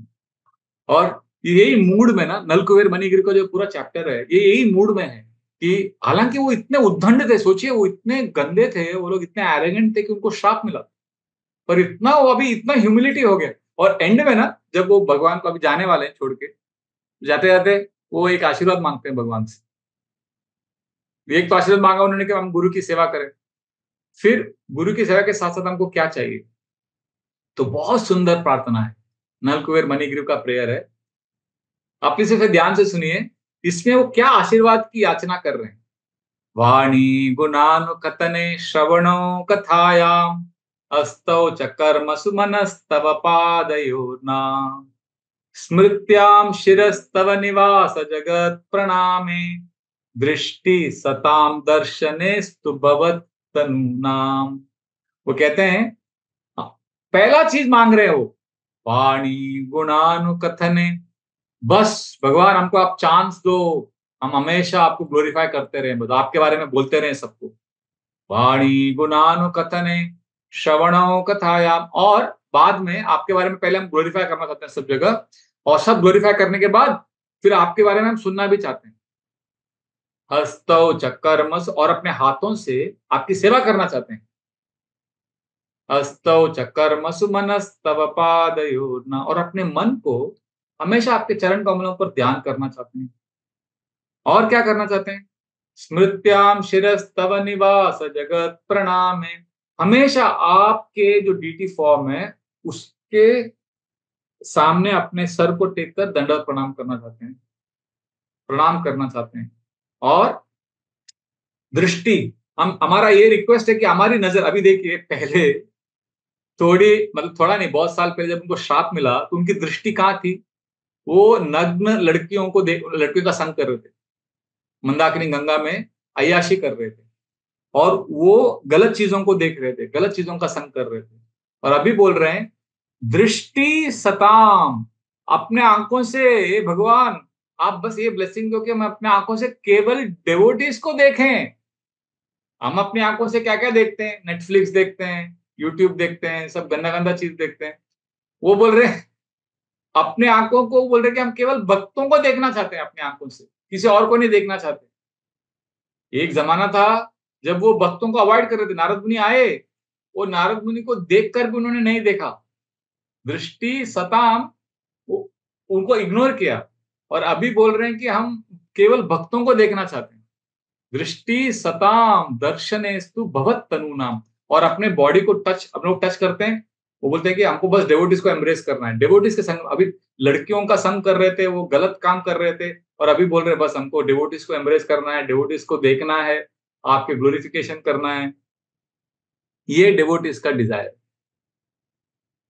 जीव गोस्वामी जी ये श्लोक के ऊपर बहुत अच्छा परपोर्ट लिखते हैं कि सामान्य तौर पे डिवोटीज आप देखोगे ना, उनका प्रेयर होता है कि भगवान मुझे आपके बारे में सुनना है, सुनना है। कोई ये नहीं बोलता कि मुझे आपका लेक्चर देना है आपके बारे में, कोई ऐसा प्रे नहीं करता है। जैसे पृथु महाराज प्रेयर में बोलते हैं कृष्णा मुझे आप 1 करोड़ कान दो। हाँ, उनको 1 करोड़ कान चाहिए, ताकि आप सोचो किसी के बॉडी में 1 करोड़ कान होगा तो कैसा होगा। वो बोले मुझे 1 करोड़ कान चाहिए ताकि मैं आपके बारे में सुनता रहूं, मुझे सुनना है आपके बारे में। तो सारे डेवोटीज ना सुनने की प्रेयर करते हैं। कोई ये प्रेयर नहीं करता कि कृष्णा मुझे आप भागवतम क्लास का चांस दो, मुझे क्लास देना है, मुझे ग्लोरीफाई करना है। ऐसा हम लोग नहीं मांगते प्रेयर। उल्टा हमारे मंदिर में तो रूल है, कोई थोड़ा भी बोलता है ना, या हिंट भी देता है कि मुझे कीर्तन लीड करना है या क्लास देना है, तो उसको कभी चांस नहीं मिलता। मतलब जो जो इच्छा करता है बोलने का, गाने का, उसको चांस कभी मिलेगा नहीं। जो केवल भाग लेना चाहता है, सुनना चाहता है, उसको चांस मिलता है। तो जी गोस्वामी बोलते हैं कि ये नलकुबेर मणिग्रीव तो सुधर गए, इतने अच्छे वैष्णव बन गए, तो वो लोग ऐसा क्यों मांग रहे हैं पहले कि हमको ग्लोरीफाई करना है? उनको ये मांगना चाहिए कि हमको बस सुनना है, सुनना है। वो बोलने के लिए क्यों उत्सुक है इतना? कृष्ण कथा करने के लिए क्यों उत्सुक है? तो जी गोस्वामी बहुत मीठा, बहुत ही स्वीट परपोर्ट देते हैं। वो बोलते हैं नलकुबेर मणिग्रीव जानते थे कि वो लोगों ने इतना गंदा काम किया है पहले कि उनको कोई भी अलाउ नहीं करेगा किधर भी आने को, प्रोग्राम में, सत्संग में कोई अलाउ ही नहीं करेगा उनको, क्योंकि वो इतने फॉलन है। तो वो बोलते कि अगर हम आपको ग्लोरीफाई करेंगे ना, कृष्ण आपके बारे में बोलेंगे जोर जोर से, आपका गुणगान करेंगे, वाणी गुणानुकथने, आपके गुणों को हम ग्लोरीफाई करेंगे ना जोर जोर से, तो भक्त लोग देखेंगे, बोलेंगे अरे अच्छा ये लोग सुधर गए, ये लोग कृष्ण कथा कर रहे हैं, अच्छे लोग हैं, चलो इनको अलाउ करते हैं हमारे सत्संग में। तो फिर हमको अलाउ करेंगे, फिर आपके सत्संग में जाएंगे, हम उधर बैठ के चुपचाप सुनेंगे आपके बारे में। तो वो पहले ग्लोरीफाई करना चाहते हैं ताकि उनको सुनने के लिए परमिशन मिले। कितना स्वीट है हमारे आचार्य, इसका परपुट उसको और मीठा बना देता है। एक्चुअली आप देखोगे ना, मैंने देखा हमारे बड़े, अभी देखो ना, अभी अभी संडे की बात है, परम पूज्य राधानाथ स्वामी महाराज बैठ के, मैं उनके बगल में बैठ के क्लास सुन रहा हूँ, भागवतम क्लास। क्लास कौन दे रहा था? हमारे केशव महाराज दे रहे थे। केशव महाराज कितने उम्र के? 42 ईयर ओल्ड है, 43। वो मतलब अभी देखो हमारे लिए तो सन्यासी है, ठीक है, पर राधानाथ स्वामी महाराज के सामने तो वो बच्चे हैं। अभी महाराज देखिए, जैसे ही केशव महाराज ने राधा माधव शुरू किया, तब महाराज अंदर आ गए, राधानाथ स्वामी महाराज, और क्वेश्चन आंसर खत्म हुआ तब तक बैठे थे पूरे क्लास में। जनरली हम लोग किसका क्लास सुनते हैं? कोई सीनियर डेवोटी है उनका क्लास सुनते हैं, पर अभी महाराज ने ऐसा आदर्श स्थापित किया कि ये नया, उनके सामने तो बच्चे हैं केशव महाराज, 43 ईयर ओल्ड है, पर महाराज उनके क्लास में इतने सिंसियरली बैठे हैं और पूरा क्लास ध्यान से सुन रहे हैं। और मुझे इतना अच्छा लगा था, मैं महाराज के बगल में बैठा हूं, मैं बोल रहा हूँ अरे मैं तो सुन रहा हूँ क्योंकि मेरे लिए तो मतलब ये सन्यासी है, सुनना है, पर महाराज के सामने वो तो बच्चे हैं, फिर भी महाराज बड़ी प्रामाणिकता से सुन रहे हैं। मतलब हमारे देखो 50 साल पहले जो महाराज क्लास सुनते थे प्रभुपाद का, पूरा महाराज जो कितना स्टोरीज बोलते हैं, प्रभुपाद के क्लास में महाराज आगे बैठे थे, क्लास सुन रहे थे। तो जो 1971 में प्रभुपाद का क्लास सुनते थे आगे बैठ के, आज वो 2024 में केशव महाराज का भी क्लास सुन रहे हैं बैठ के आगे। मतलब जो आप 50 साल पहले करते थे हियरिंग चैंटिंग, 50 साल भक्ति करने के बाद आपको वही करना है। बाहर की दुनिया में आपका प्रमोशन होता है, असिस्टेंट मैनेजर, मैनेजर, फिर vice president, president, director, CEO. तो आपका अलग-अलग आप वो काम नहीं करते। वो जब वो नया-नया और होता है तो क्लार्क का काम करता है, फाइल लेके जाता है, उधर डालता है।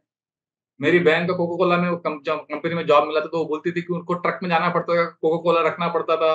वो जो वर्कर लोगों के साथ काम करना पड़ता था। फिर वो मैनेजर बनी, डायरेक्टर बनी, तो वो काम नहीं करती थी। वो अलग काम करती थी जब डायरेक्टर बनी। तो जब हम लोग छोटे रहते हैं तो छोटा-छोटा काम करते हैं, बाद में बड़ा काम करते हैं। पर भक्ति में ऐसा नहीं है, भक्ति में जो आप स्टार्टिंग में करते थे, क्लास सुनना, चैंटिंग करना, 50 साल भक्ति करने के बाद गुरु बन गए, जीबीसी बन गए, अभी 1000 लोगों को दीक्षा देने वाले हैं महाराज अभी, इतने बड़े गुरु हैं, अभी भी वही कर रहे हैं जो 50 साल पहले करते थे। बैठने का, सुनने का, चैंटिंग करने का, आज मंगल आरती में आ गए, कल रात कितना लेट हुआ, फिर भी आके बैठे जपा में भक्तों के साथ। तो ये जो है ना, ये भक्तों का मूड होता है कि हमको बस श्रवण करना है, भक्तों के साथ में रहना है, भक्ति करना है। हुँ। मैंने अभी ये देखा 3 महीना पहले महाराज उधर थे, हमारे परम पूज्य रघुनाथ स्वामी महाराज सिलिकॉन वैली आपको जानते हैं? अपना silicon valley, ISKCON silicon valley, क्या है जगह वो? सैन होजे, अमेरिका में वेस्ट कोस्ट में आता है। तो इंद्रदम्न महाराज का 75th बर्थडे था। तो इंद्रदम्न वो आप वीडियो आप देखिए यूट्यूब में, मेरा फेवरेट वीडियो, इतना प्यारा है। इंद्रदम्न महाराज का 75th बर्थडे है और वो बर्थडे में अपने जन्मदिन में वो गिफ्ट दे रहे हैं। जनरली मटेरियल वर्ल्ड में जब आपका जन्मदिन होता है तो आपको सब लोग गिफ्ट देते हैं। इधर इंद्रदम्न महाराज इतने बड़े सन्यासी गुरु प्रभुपाद के शिष्य बैठे हैं, उनका जन्मदिन है और वो भक्तों को गिफ्ट दे रहे हैं और सबको बोल रहे हैं कि आप प्लीज मुझे आशीर्वाद दो। तो ये जो कविराज गोस्वामी कर रहे हैं, ऐसा नहीं कि ये 500 साल पहले हुआ, अभी भी। और वो वीडियो में आप देखोगे ना, इतना मजेदार है। अभी वो इंद्रदम्न महाराज का बर्थडे और क्लास में, उनके क्लास में कौन बैठा है? परम पूज्य रघुनाथ स्वामी महाराज जी बैठे हैं। वैशेषिका प्रभु जो वहाँ के गुरु हैं लोकल, वो बैठे हैं और उनकी पत्नी निरकुल माता जी वो भी हैं। अभी इंद्रदम्न महाराज सबके लिए गिफ्ट लाए थे और राधानाथ स्वामी महाराज को उन्होंने स्कार्फ का गिफ्ट दिया, सैफरन का। फिर वैशेषिका प्रभु को गिफ्ट दिया। फिर वो बोल रहे हैं अभी निरकुल माता जी जो है, अभी वो माता जी है वो, और उनके लिए उनको स्कार्फ देना था। तो वो बोल रहे हैं कि अभी वो माता जी है और मैं सन्यासी हूँ और मेरा तो फेवरेट कलर सैफरन है। तो अभी मैं इनको कौन-सा कलर का गिफ्ट दूँ, मुझे समझ में नहीं आ रहा था। तो मैं सोचने लगा कि मुझे उन तो मतलब महाराज ना सोच रहे थे कि किसको क्या गिफ्ट देना है। और फिर सोचते-सोचते फिर वो बोल रहे हैं, फिर मैंने मेरे जो फीमेल शिष्य हैं, उनसे पूछा कि मैं क्या गिफ्ट दूँ माताजी को, मुझे गिफ्ट देना है पर कौन-सा कलर जमेगा? मुझे पता नहीं कुछ कलर के बारे में। और फिर ये मेरे फीमेल डिसाइपल्स ने मुझे बताया, महाराज, गुरु महाराज, माताजी को आपको गिफ्ट देना है, आपको कलर ही देना है तो आप ब्लैक कलर का स्कार्फ दो, क्योंकि ब्लैक कलर का जो स्कार्फ है वो सारे कलर के साथ मैच होगा। तो महाराज बता रहे हैं कैसे, उनको कुछ आइडिया ही नहीं है। तो उन्होंने माताजी के लिए गिफ्ट खरीदा। फिर वो माताजी को भी गिफ्ट दे रहे हैं, उनका भी पैर छू रहे हैं और वैशेषिका प्रभु का पैर छू रहे हैं और महाराज के अविनाश स्वामी महाराज के पैर, और महाराज भी सबका पैर छू रहे हैं। मतलब वो इतना स्वीट था, सब लोग एक-दूसरे का दस्त ले रहे हैं और हम्बली। मैं ये सोच रहा हूँ, ये लोग 50 साल से भक्त हैं, उनको आराम से ये सोच सकते हैं कि मैं सीनियर हूँ, मुझे सबको आशीर्वाद देना है। अरे मेरे वजह से ये लोग सब भक्त बने हैं। नहीं, वो ये सोच रहे हैं कि अरे मुझे आशीर्वाद चाहिए भक्तों का, मैं सबके ऊपर डिपेंडेंट हूँ। ये मूड में वो लोग भक्ति कर रहे हैं। ये बहुत इंपॉर्टेंट है। देखिए हम लोग ना जो माला कर रहे हैं ना, जपा कर रहे हैं ना, वो जपा वास्तव में एक्चुअली उसपे कोई पावर नहीं। पर जो भगवान के शुद्ध भक्त जपा करते हैं, वो लोग जब हरे कृष्णा, जब प्रभुपाद बोलते हैं या गुरु महाराज बोलते हैं, वो हरे कृष्णा जो है ना, वो वास्तव में वो हरिनाम, आध्यात्मिक जगत का हरिनाम। हम लोगों का हरिनाम जो है, बहुत सारे मटेरियल चीजों से भरा हुआ है, डिजायर्स। फिर भी क्योंकि हम भक्तों का आश्रय ले रहे हैं और उसमें हरिनाम कर रहे हैं ना, तो कृष्ण बहुत खुश होते हैं। कृष्ण को लगता है कि अरे मेरा नाम ले रहा है। हालांकि हालांकि हम भगवान का नाम नहीं ले रहे हैं, मतलब बोल रहे हैं कृष्णा, पर अंदर बहुत सारे मटेरियल डिजायर्स हैं। और जब हम भगवान का नाम लेते हैं ना, भगवान को अच्छा लगता है, क्योंकि हमने भक्तों को पकड़ के रखा है ना, तो भगवान हमारे हरि नाम को भी स्वीकार करते हैं। जैसे मुझे एक डिवोटी ने बताया, उनका नाम है बलराम प्रभु। तो वो मायापुर में ना जपा करते हुए जा रहे थे आगे, तो उनके पीछे से एक लोकल आदमी अपने भैंसों को लेके जा रहा था गंगा के तट पे स्नान कराने। तो उसके भैंस आगे जा रहे थे, तो वो आदमी पीछे से आ रहा था। तो ये प्रभु जी के पीछे था वो, और वो आदमी ने जोर से चिल्लाया बलराम बलराम। तो इनको शॉक हो गया, अरे मेरा नाम पुकार रहे। तो वो आश्चर्य हो गया उनको, वो पीछे देखे, फिर उनको समझा कि ये जो आदमी है वो उनको नहीं बुला रहा था, उसका एक भैंस का नाम बलराम था, तो वो उसके भैंस को बुला रहा था, बलराम। तो फिर प्रभु जी को लगा अच्छा अच्छा वो भैंस को बुला रहा है, तो फिर आगे गए, वो आदमी आगे गया, उसने भैंस को ऐसा मारा, फिर उसको लाइन पे लेके आया, फिर आगे बाकी भी भैंस थे, उसका नाम लेके पुकार रहा था सबको, बलराम, फिर कुछ भी नाम था। तो बाद में थोड़ी देर आगे जाके आगे जाने के बाद वापस बोला उसने, ए बलराम लाइन पे आ, बलराम करके उसको वापस ऐसा जोर से बोला। और ये प्रभु जी चल रहे थे साथ साथ में, वो जैसे ही बलराम सुनते थे ना, तो उनको लगता है कि मेरा नाम पुकारा है, एक्चुअली वो पुकार रहा था भैंस को। और फिर वो क्या बोले कि वो बोल रहे थे कि बाद में मुझे इंटरेस्ट आया वो भैंस के ऊपर जिसका नाम बलराम है, तो मैं वो भैंस को बार बार चलते चलते मैं वही सी भैंस को देख रहा था, और भी थे उधर जानवर, और भी भैंस थे, पर मैं केवल बलराम को ही देख रहा था, क्योंकि वो मेरा नाम उसका नाम सेम है ना। तो वो बोल रहे थे कि वो आदमी अपने भैंस को बुला रहा है बलराम, और मैं उस भैंस को ध्यान से देख रहा हूँ, और वो जैसे इधर उधर मुड़ रहा है, मुझे लग रहा है कि वो मेरा नाम है, मैं हूँ। तो मेरा पॉइंट ये है, तो डेविड अपना रियलाइजेशन बता रहे थे कि जब हम लोग हरे कृष्णा बोल रहे हैं, हम एक्चुअली कृष्ण को नहीं बुला रहे। पर कृष्ण कृष्ण कैसे है ना, कृष्ण वो बलराम प्रभु जैसे, कृष्ण बोलता है अरे मेरा नाम लिया इसने, हालांकि हम कृष्ण को एक्चुअली कृष्ण को नहीं बुला रहे हैं, हम अपनी मटेरियल इच्छाओं को पूरा करने के लिए हम ऐसा नाम ले रहे हैं, पर कृष्ण को अच्छा लगता है, चलो कम से कम मेरा नाम लिया इसने, क्योंकि हम सारे डिवोटीज के बीच में हैं, भक्ति कर रहे हैं, तो कृष्णा बिकम्स हैप्पी। तो इसीलिए नलकुबेर मणिग्रीव ने, क्योंकि उन्होंने अच्छे मूड में नारद मुनि के श्राप को लिया और कृष्ण का स्मरण किया, और अभी परमिशन ले रहे हैं और बोल रहे हैं कि मैं जाना चाहता, हम लोग जाना चाहते हैं सेवा करने के लिए। तो एंड में भगवान कृष्ण का भी उत्तर जो है बहुत अच्छा है। अभी नलकुबेर मणिग्रीव को अभी परमिशन चाहिए, तो कृष्ण बोल रहे ठीक है, मैं आपको परमिशन देता हूं, आप जाओ, पर मैं आपको कुछ बोलना चाहता हूँ। अभी कृष्ण नलकुबेर मणिग्रीव को क्या बोलते हैं, बहुत सुंदर बात, आप सुनिए। साधूनां समचित्तानां सुतरां मत्कृतात्मनां दर्शनं नो भवेत् बन्ध पुंसोक्ष्णो सवितुर्यथा। अपनी प्रार्थनाओं में नल कुबेर मणिग्रीव ने बड़े स्पष्ट रूप से भगवान को कहा कि हम नारद मुनि के बहुत आभारी हैं, उनकी कृपा से हमें आप मिले, तो हम आपसे प्रार्थना करते हैं कि आप हमें आशीर्वाद दीजिए कि हम हमारे गुरु की सेवा करें। तो कृष्ण को ये बात सुनकर बहुत अच्छा लगा, और वो बोलते हैं कि नारद मुनि की सेवा आप करना चाहते हो, ये बहुत अच्छी बात है। क्यों? साधु नाम समचित्ता नाम, वो समचित्त हैं, उन्होंने आपको श्राप भी दिया, वो भ्रमित होकर नहीं दिया, आपके उद्धार के लिए दिया। और वो बहुत अच्छे हैं नारद मुनि और डिवोटीज, क्योंकि सुतरा मत कृतात्म नाम, वो जब भी कुछ भी करते हैं वो हमें मुझे याद करके करते हैं। डिवोटीज भगवान के शुद्ध भक्त कुछ भी करते हैं तो वो भगवान को याद करके करते हैं। और आप दोनों को, आप लोग इतने नालायक थे, पर आप दोनों को अभी मेरे भक्त बने हो, इतनी सुंदर सुंदर प्रार्थनाएं अर्पण कर रहे हो, ये आप इसीलिए कर रहे हो, क्यों? दर्शनम नो भवेद बंद, क्योंकि आपको दर्शन मिला भगवान के शुद्ध भक्त का। नारद मुनि के दर्शन के वजह से आप इस भौतिक बंधन से आप मुक्त हो गए। और नारद मुनि का दर्शन मतलब पुंसोक्ष्णो सवितुर यथा, जब किसी को शुद्ध भक्त का दर्शन मिलता है वो वैसा ही है जैसे अंधकार में सूरज आ गया हो। पुंसोक्ष्णो सवितुर यथा, सवितुर मतलब सूरज, जैसे अंधकार में जब सूरज आ जाता है, प्रकाश आ जाता है, उसी प्रकार हमारे जीवन में जब एक शुद्ध भक्त आ जाता है, शुद्ध भक्त का हमारे लाइफ में जब एंट्री होता है, तो वो वैसा ही है जैसे अंधकार में रात को सडनली सूरज आ गया। और इसी बात को भगवान कृष्ण बोल रहे हैं, ये भी मेरे को बहुत इंटरेस्टिंग लगता है।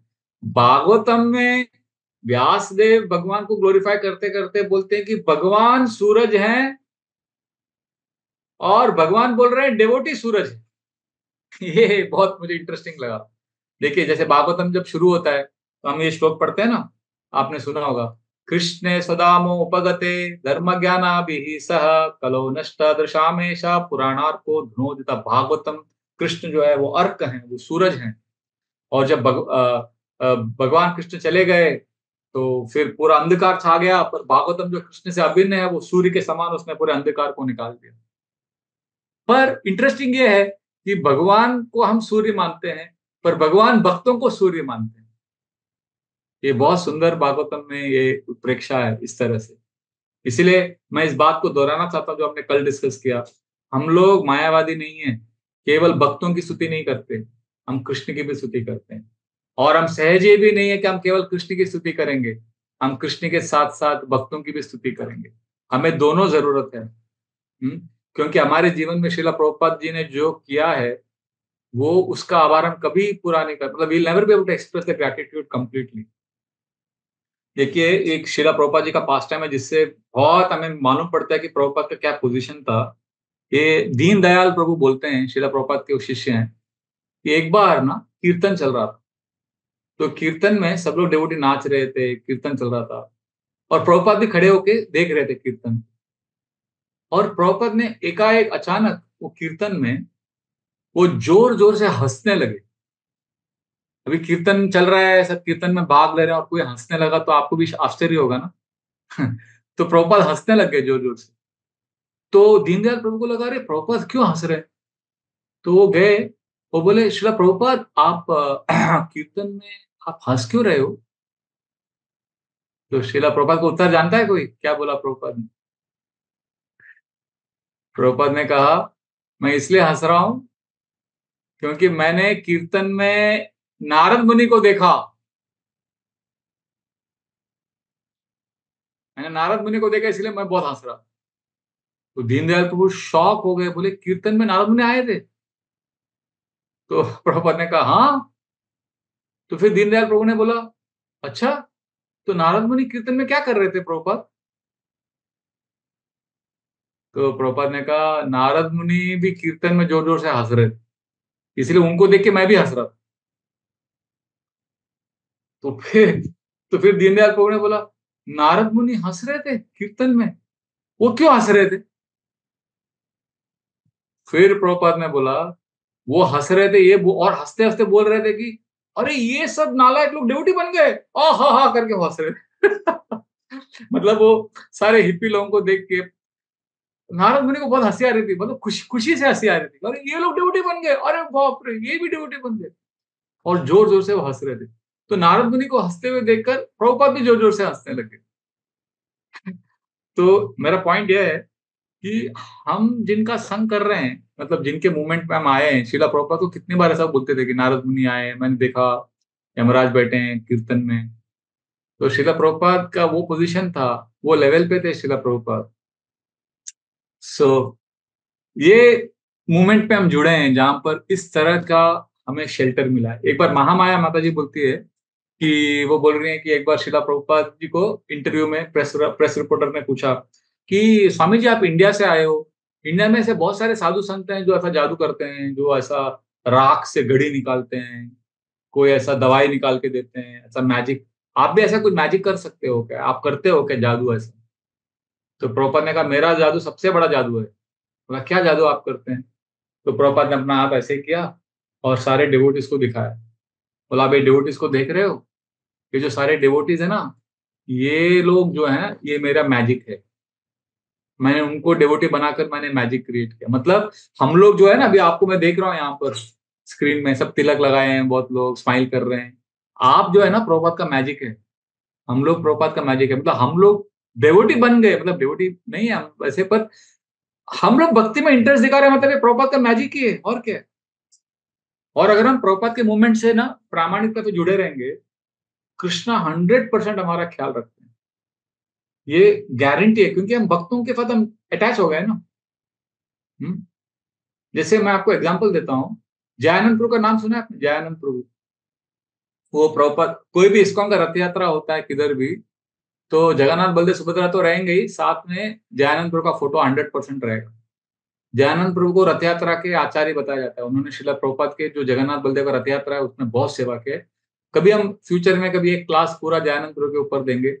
जयानंद प्रभु बहुत मेहनत करते थे, दिन भर सेवा करते थे, रात को टैक्सी चलाते थे और बहुत सेवा करते थे प्रभुपाद का। तो जयानंद प्रभु को जब कैंसर हुआ 1977 में, उन्होंने शरीर छोड़ा। उन्होंने, उनको जो भी पैसा कमाते थे ना, उनको जो भी सेविंग, वो इंजीनियर थे, बहुत पढ़े लिखे थे, उन्होंने सब कुछ प्रभुपाद को दे दिया, सब कुछ। और उनको बदले में क्या मिला? कृष्णा ने कैंसर दिया और उनकी मृत्यु हुई 1977 में, और उन्होंने घर वर सब छोड़ दिया था। तो अभी ये इंसिडेंट हुआ 1977 में। अभी मैं एक, हम लोग अभी क्या करते हैं, थोड़ा फास्ट फॉरवर्ड करते हैं। 2007 में हमारे इस्कॉन के एक माता जी है, कालिंदी माता जी, अमेरिका में। वो हॉस्पिस में काम करती थी, और जहां पर ना, ये हॉस्पिस मतलब जहां पे लोग मरने वाले हैं, उनका अंतिम दिनों में उनका ख्याल रखना, ये सेवा करती थी कालिंदी माता जी। वो चंद्रमौली महाराज की शायद शिष्या है। तो वो वहां पे सेवा करते करते, तो उनको एक दिन ऐसा रियलाइजेशन आया माता जी को कि मैं रोज जाती हूँ इधर हॉस्पिस में, उसका काम होता है कि ऐसा, नर्स थी वो, नर्स। तो उसको लगा मैं डिवोटी हूँ, तो मुझे तिलक लगाना चाहिए, मुझे शर्माना नहीं चाहिए, क्या ऐसे क्यों शर्माने का।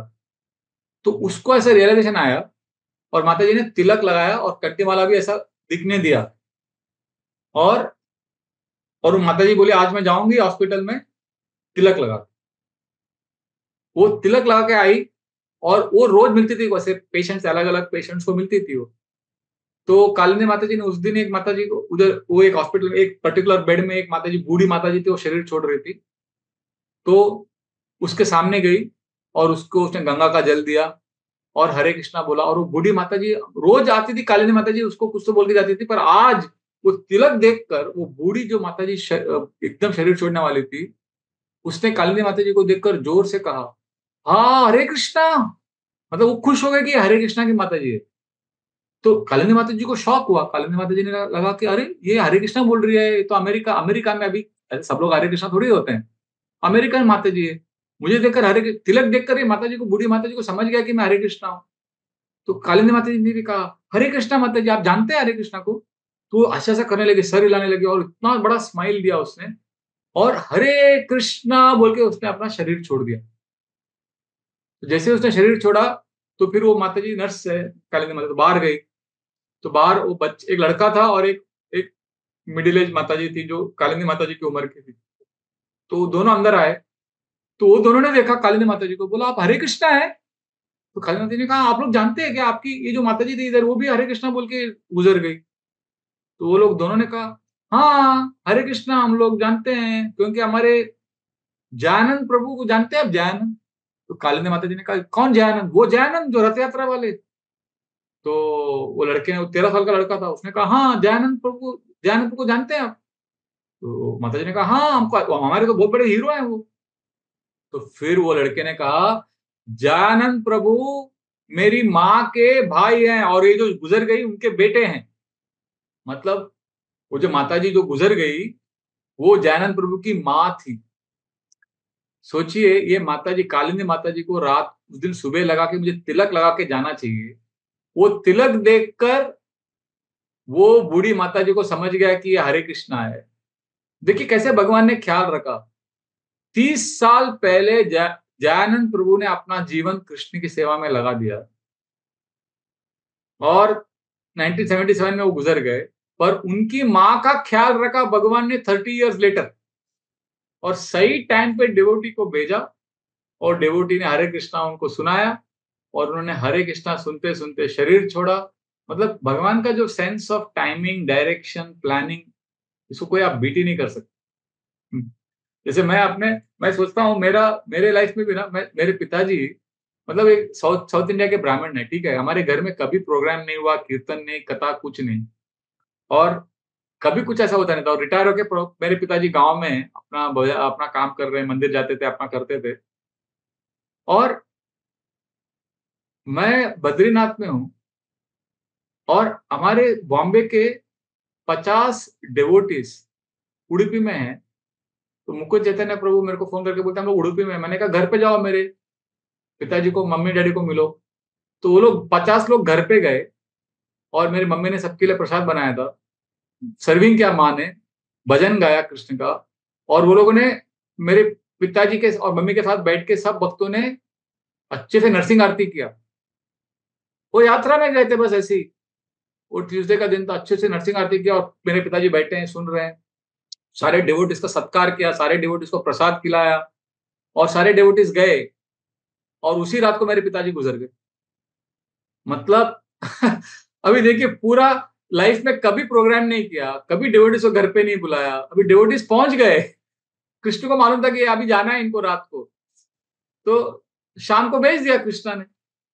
मतलब उसके बाद भी ऐसे, उसके बाद तो डिवोटीज आए, हम लोग ने प्रोग्राम से बात नहीं किया, बट उसके पहले 15 साल तक कोई डिवोटी घर पे नहीं आया है। उसी दिन आना था वो डिवोटीज को, शाम को। कृष्णा का जो प्लानिंग रहता है, तो मतलब नरसिंह आरती सुन के, हरे कृष्णा महामंत्र का कीर्तन सुन के, भक्तों का सेवा करके, मतलब हाउ कृष्णा टेक्स केयर ना, it is very very special. इसीलिए जो थीम हमने डिस्कस किया है आज के और कल के क्लास में, कि बहुत, और कल भी हम लोग क्लास में ना, हम लोग डिवोटीज का एक ग्लोरिफिकेशन, दूसरे 10th कैंटो में और एक डिवोटीज हैं, उनका ग्लोरीज कल हम सुनेंगे। पर एसेंस ये है कि हमें भक्तों का आश्रय लेना है, क्योंकि भक्तों के आश्रय से हमें भगवान मिलेंगे। जयानंद प्रभु ने अच्छे से सेवा किया तो भगवान ने उनके माँ का भी ख्याल रखा, इसीलिए वृत्रासुर अपना शरीर छोड़ रहे हैं। ये छठे स्कंद में आता है। अभी इंद्र उनको मारने वाले हैं। अभी वृत्रासुर ने चतुश्लोकी भागवत सुना है। चतुश्लोकी भागवतम का एसेंस है। कृष्ण को बोला मुझे बस शुद्ध भक्ति चाहिए, शुद्ध भक्ति चाहिए, सब परफेक्ट चीज मांगा, और अभी शरीर छोड़ रहे हैं, मरने वाले हैं। लास्ट प्रेयर क्या मांगा उन्होंने? लास्ट, उनके मुंह से लास्ट क्या निकला?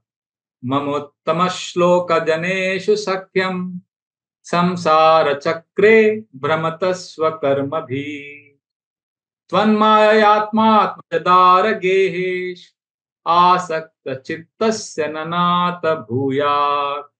वो कहते हैं, हे भगवान, ममोत्तम श्लोक जनेषु, उत्तम श्लोक जनेषु का मतलब है भगवान के शुद्ध भक्त। ममोत्तम श्लोक जनेषु सख्यम, मुझे आप दोस्ती दो आपके भक्तों के साथ। ये व्यक्ति वृत्रासुर अभी मरने वाले हैं और भगवत धाम जाने वाले हैं, और मरने के पहले भगवान को बोल रहे हैं मुझे डिवोटीज के साथ आप फ्रेंडशिप दो।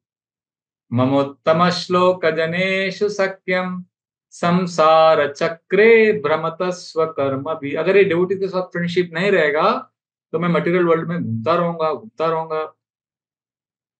तन्मायात्मा आत्मजदार गेहेश, भगवान के बिना इस मटेरियल वर्ल्ड में केवल अपने बॉडी, फैमिली, प्रॉपर्टी, इसी के बीच में अटैचमेंट में फंसे रहेंगे। आसक्त चित्तस्य ननात भूयात्, हे भगवान, मैं आपके अलावा किसी और चीज के प्रति अटैचमेंट नहीं चाहता हूं, और वो तभी हो सकता है जब मुझे आपके शुद्ध भक्तों का संग मिलेगा। और शुद्ध भक्तों का संग चाहिए तो हमें हियरिंग एंड चैंटिंग साथ में आके करना होगा। बहुत बार डिवोटीज को लगता है कि हम अपना अकेले से भक्ति करेंगे, नहीं। ये जो हियरिंग, स्पेशली ना चैंटिंग तो इम्पोर्टेंट है, पर चैंटिंग से ज्यादा इंपॉर्टेंट हियरिंग है। चैंटिंग भी इंपॉर्टेंट है, हियरिंग भी इंपॉर्टेंट है, दोनों। आप ऐसा नहीं बोल सकते मैं चैंटिंग बहुत करता हूं पर हियरिंग में मेरे को मजा नहीं आता है। नहीं, ऐसा नहीं बोल सकते, क्योंकि अगर आप चैंटिंग कर रहे हो तो आपको उतना ही हियरिंग भी करना चाहिए। चैंटिंग एंड हियरिंग दोनों इक्वली इंपॉर्टेंट है। भक्ति सिद्धांत सरस्वती ठाकुर बोलते हैं भक्तों के संग में आना मतलब भक्तों के संग में आके कथा सुनना, क्योंकि जो श्रवणम है वो कीर्तनम के साथ साथ चलता है। श्रवणम, भक्ति सिद्धांत सरस्वती ठाकुर बोलते हैं, वो स्वरूप शक्ति है कृष्ण। मतलब जैसे देखो, राधा रानी, जब हम कृष्ण की पूजा करते हैं, केवल कृष्ण की नहीं करते ना, कृष्ण के साथ राधा रानी भी होती है ना इस्कॉन में। राधा माधव, राधा गोपीनाथ, राधा रास बिहारी। तो कृष्ण अकेले नहीं है, श्रीमती राधा रानी के साथ, क्योंकि राधा रानी भगवान की स्वरूप शक्ति है। उसी प्रकार भक्ति वेदांत सूत्र ठाकुर बोलते हैं केवल चैंटिंग हम नहीं करते, चैंटिंग के साथ साथ हियरिंग, चैंटिंग दोनों साथ में करते। और प्रभुपाद ने तो एक लेक्चर मैंने सुना, प्रभुपाद का बॉम्बे का लेक्चर है 1974 का, क्या एग्जाम्पल दिया प्रभुपाद ने।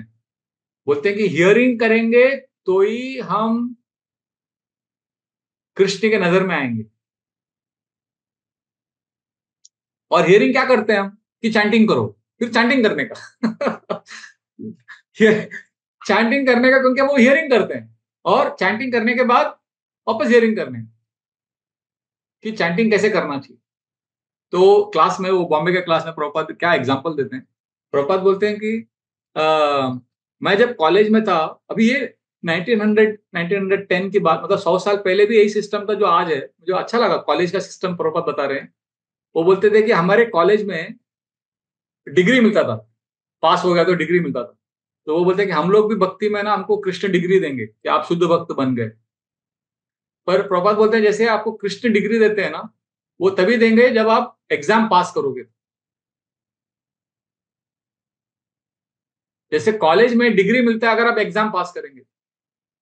फिर प्रभुपाद ने बोला पर हमारे कॉलेज में डिग्री मिलने के लिए एग्जाम देना पड़ता था, एग्जाम पास होना पड़ता था। पर एग्जाम पास होने के लिए एग्जाम देना पड़ता था, और एग्जाम भी देने के लिए क्वालिफिकेशन चाहिए था। अगर आपका 75% अटेंडेंस होता था तो ही आपको एग्जाम अलाउ था, एग्जाम में बैठने के लिए अलाउ करते। और आपको एग्जाम फिर मिलेगा, फिर आप एग्जाम में पास हो जाएंगे, फिर आपको सर्टिफिकेट मिलेगा। तो प्रभुपाद बोलते हैं उसी प्रकार आपका हियरिंग में क्लास में 75% अटेंडेंस रहेगा तो फिर आपको भगवान कृष्ण उनके एग्जाम में बैठने देंगे। फिर आप एग्जाम पास करोगे, फिर आपको सर्टिफिकेट मिलेगा। फिर प्रभुपाद बोलते हैं अगर आपका 75% अटेंडेंस नहीं है भागवतम क्लास में, तो आपको एग्जाम भगवान नहीं लेते, फिर आपका आपका एग्जाम माया देवी लेती है। और वो एग्जाम अगर आप पास भी हो गए तो क्या फायदा? आपको समझ में आ रहा है? हमारे लाइफ में दो लोग एग्जाम लेते हैं हमारा, या तो कृष्ण एग्जाम लेंगे या माया देवी एग्जाम लेंगे। माया देवी का एग्जाम परीक्षा अगर हम पास भी हो गए तो कुछ फायदा नहीं, क्योंकि हमको इधर ही रहना पड़ेगा मटेरियल वर्ल्ड में। क्लास चल रहा है, लिखा है ना बात। सॉरी, माया देवी का एग्जाम अगर हम पास करेंगे तो इधर ही रहना पड़ेगा। देखो, दो दो टाइप का एग्जाम होता है, तो माया देवी परीक्षा लेगी या तो कृष्ण परीक्षा लेंगे। अगर हमारा 75% अटेंडेंस है हियरिंग में तो माया देवी परीक्षा नहीं लेगी। हमारा हमारा परीक्षा कौन लेने वाला है? कृष्णा। और कृष्ण के परीक्षा में जब हम पास हो जाएंगे, सही डिसीजन लेंगे, सही चॉइस करेंगे, तो कृष्णा बोलेंगे चलो इसको सर्टिफिकेट दो शुद्ध भक्ति का। इसीलिए जो आनंद प्रो का जो ग्रुप है मुझे बहुत अच्छा लगता है, वहां पे अटेंडेंस का पूरा रिकॉर्ड रखते हैं वो लोग। ये प्रभु जी परंपरा में है। ये प्रभुपाद प्रभुपाद ने ऐसा बोला है क्लास में, मैंने वो क्लास सुना है। वो 1974 दिसंबर का है, वो लाल डब्बे में है प्रभुपाद का जो लेक्चर सुना, मैं शॉक हो गया। प्रभुपाद बोलते हैं अटेंडेंस होगा 75% तो ही एग्जाम में अलाउड है। अगर हम हियरिंग अगर हम हियरिंग कर रहे हैं रोज, तो फिर माया देवी नहीं परीक्षा करती है हमारी, कृष्ण परीक्षा करते हैं। और कृष्ण की परीक्षा में पास हो गए तो फिर कृष्ण हमको शुद्ध भक्ति का सर्टिफिकेट देंगे। और माया देवी की परीक्षा में पास भी हो गए तो क्या फायदा? इसीलिए आप प्लीज इस संघ को बड़े गंभीरता से लीजिए, बहुत बड़ा गिफ्ट मिला है आपको। देखिए, हम लोग ब्रह्मचारी, हमारा भी अटेंडेंस होता है रोज सुबह मंदिर में। हम लोग भी भाग के, आज भी मैं सुबह सुबह भाग के जाके पी लिखा अटेंडेंस। तो अटेंडेंस बहुत जरूरी है। ये जो है ना, ये प्यार है। प्यार ना, प्यार केवल आप हमको ना ये पैम्परिंग करना वो प्यार नहीं होता। प्यार मतलब थोड़ा स्ट्रिक्ट भी चाहिए, तभी हम कृष्णा में मिलेंगे, क्योंकि हम बच्चे हैं, हमारी अक्ल नहीं है। माया में हमको कभी भी पकड़ सकती है। इसीलिए ऐसे जो भक्त इतना सिस्टम बना रहे हैं, इतना यात्रा का सिस्टम, रूल्स, अटेंडेंस, ये हमारे भले के लिए कर रहे हैं।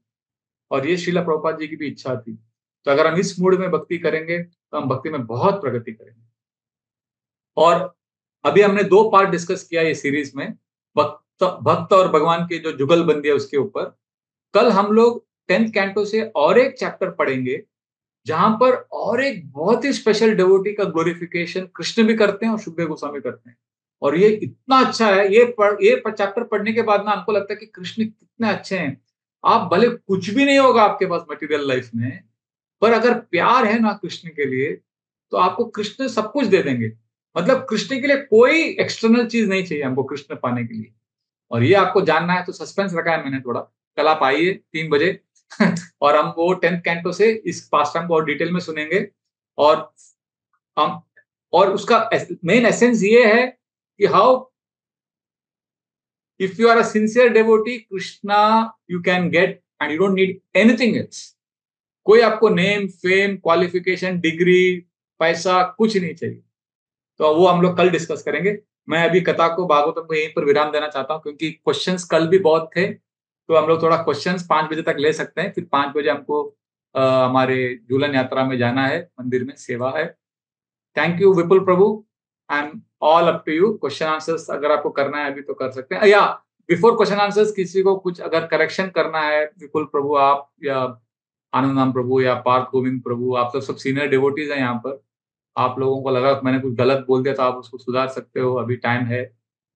और मैं भी सीखना चाहता हूँ और समझना चाहता हूँ। अगर क्या है, कभी हम लोग में एक्साइट होके कभी कुछ भी उल्टा सीधा बोल देते हैं, तो आप रहेंगे, मैं सुनने को तैयार हूँ। हरे Krishna. Prabhuji, we are also excited with your excitement. Now I will request Anand Vrindavan Prabhu to say a few words.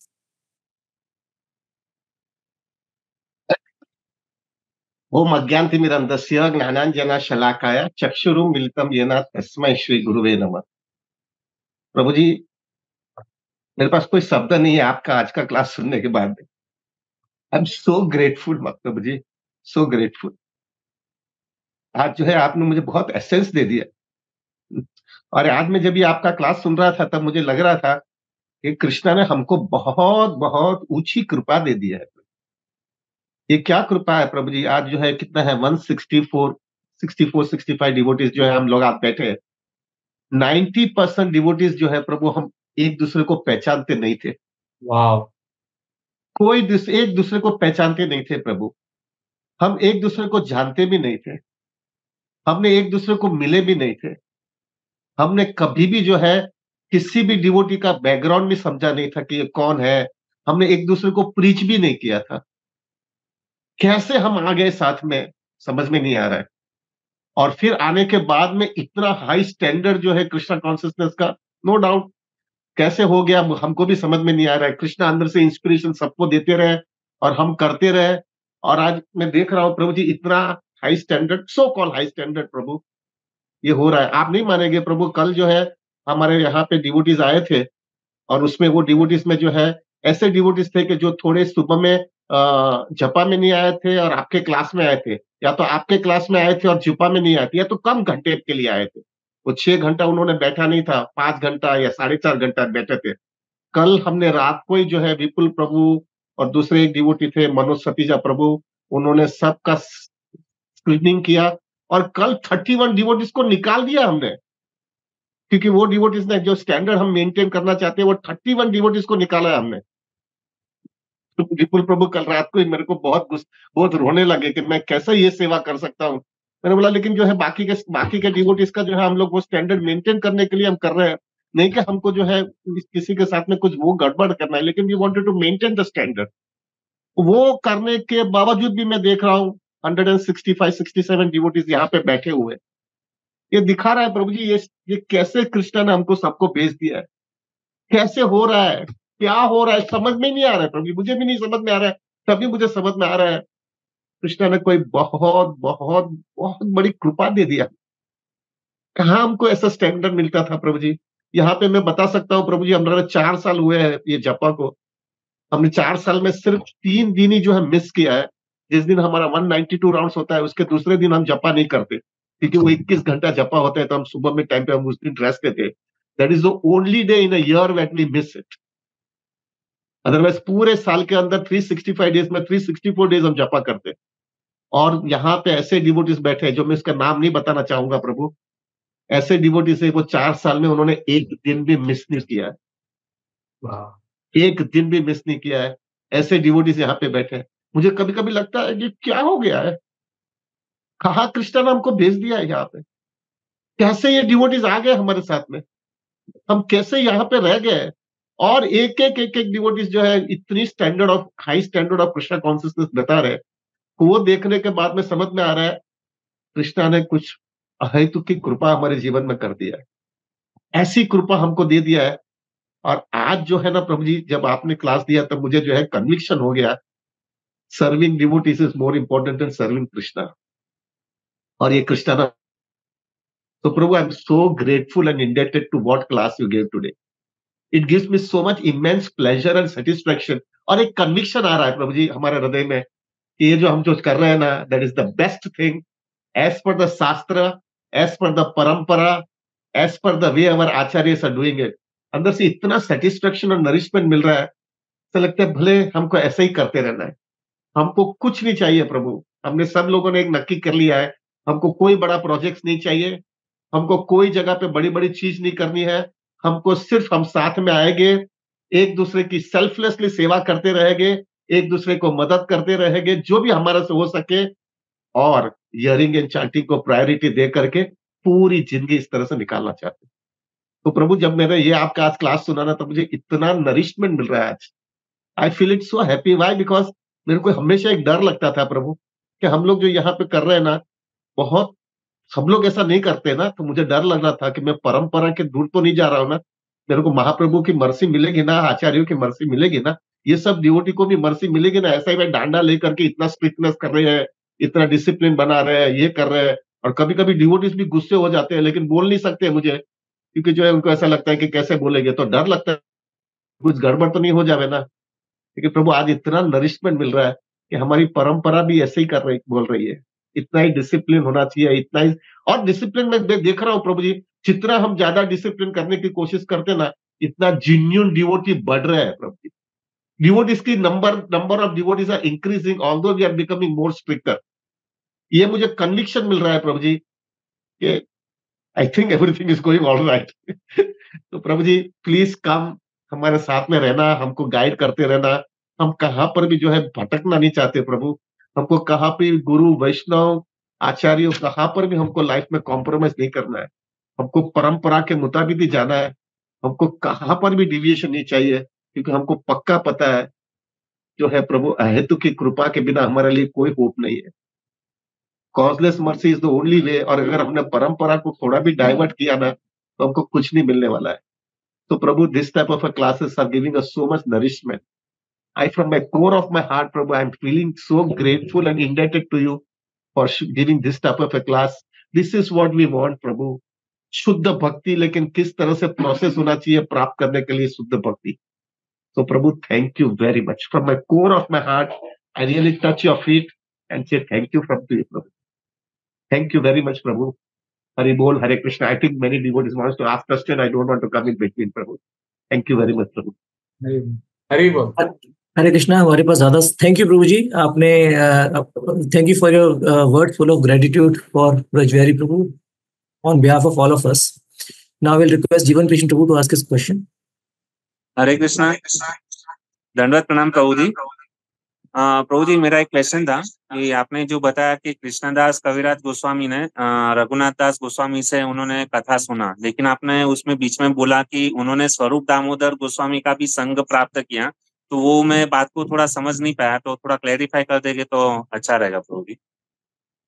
देखिए, मैं इसको बोलने के पहले मैंने एक पॉइंट बोला था कि एसोसिएशन केवल एक दूसरे के साथ बैठ के सुनना, सेवा करना नहीं है। एसोसिएशन मतलब दूसरे डिवोटीज के आशीर्वाद को पाने की इच्छा रखना, उसको एसोसिएशन बोलते हैं, है ना।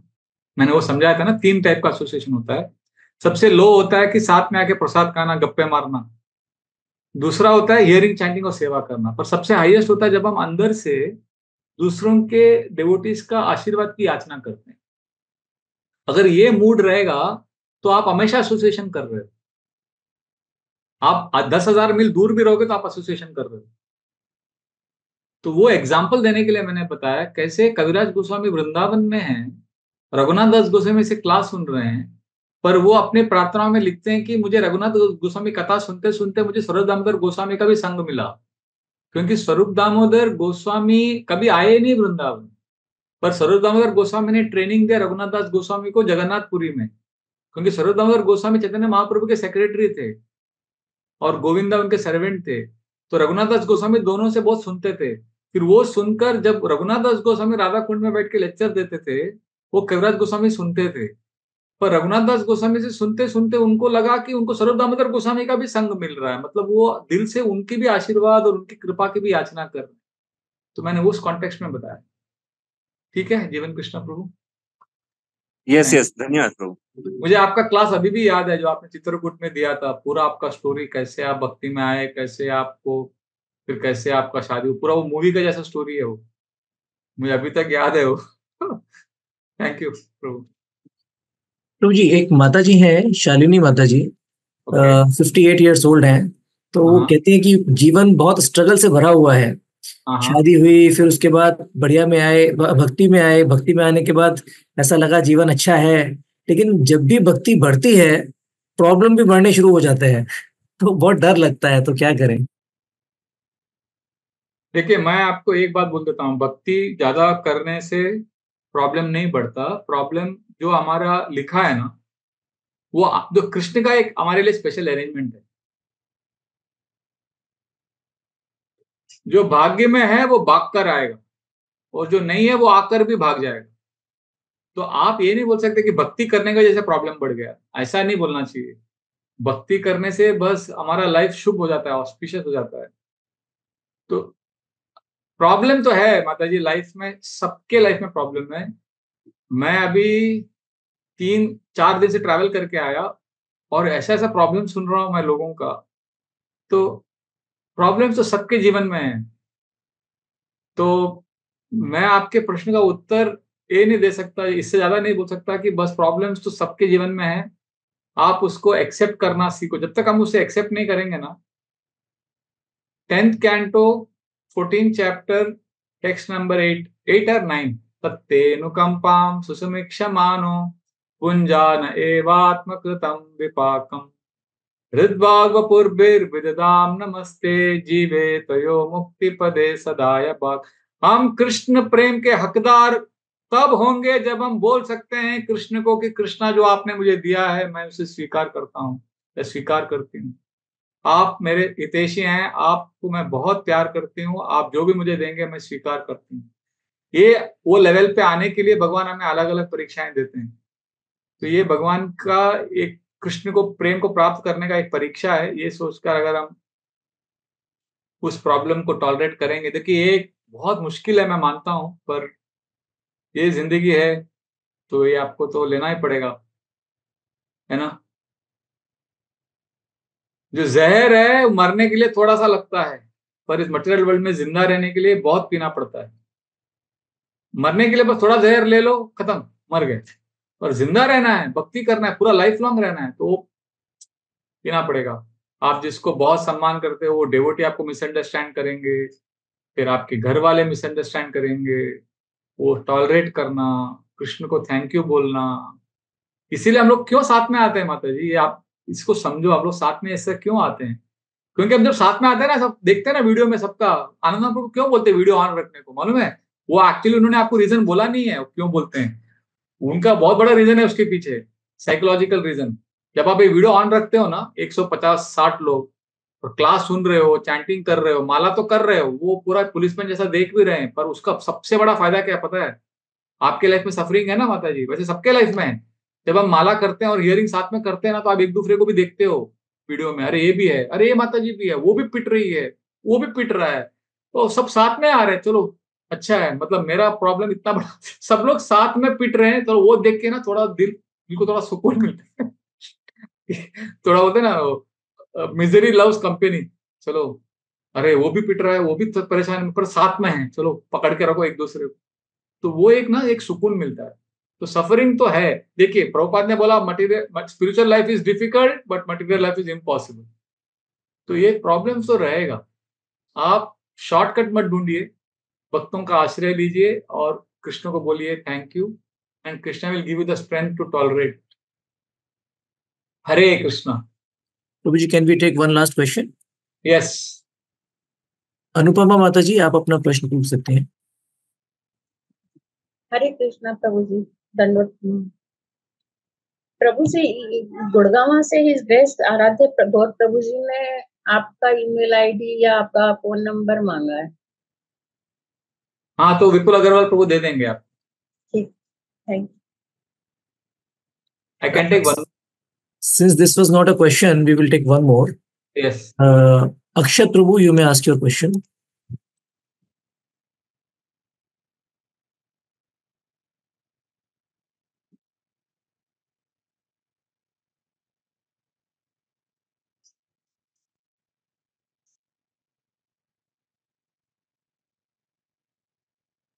Please unmute yourself. I have given you a prompt.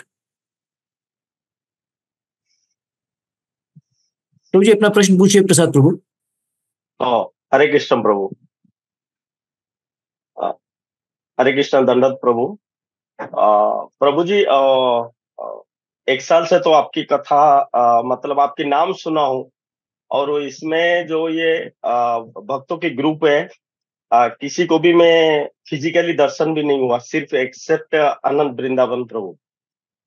और कल मैं प्रभु जी अचानक मेरा फ्लाइट डिले हुआ और मैं सत्संग में 1 घंटे के बाद ज्वाइन किया, तो विपुल प्रभु मेरे को भेजे मैसेज रात को 9 बजे, तो कि मैं बोला कि मैं तो आउट हुआ, तो आंखों से आंसू निकल गया।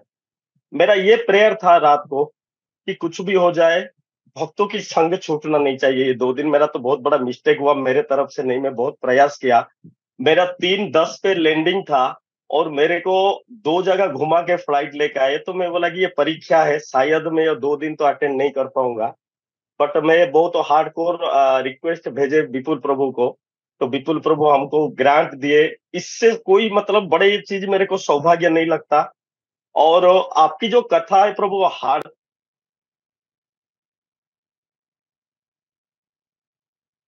प्रभु जी फिर से अपने आप को अनम्यूट करिए। प्रभु जी आज की कथा में from the beginning to last, जैसे कि भक्तों और भगवान का जो रियलाइजेशन है, जो इतने ह्यूमिलिटी आप इतने चारों तरफ से, जैसे कबीरदास दास गोस्वामी के ये जो हार्डकोर हम्बलनेस, प्रभु जी ये कैसे डेवलप किया जाए?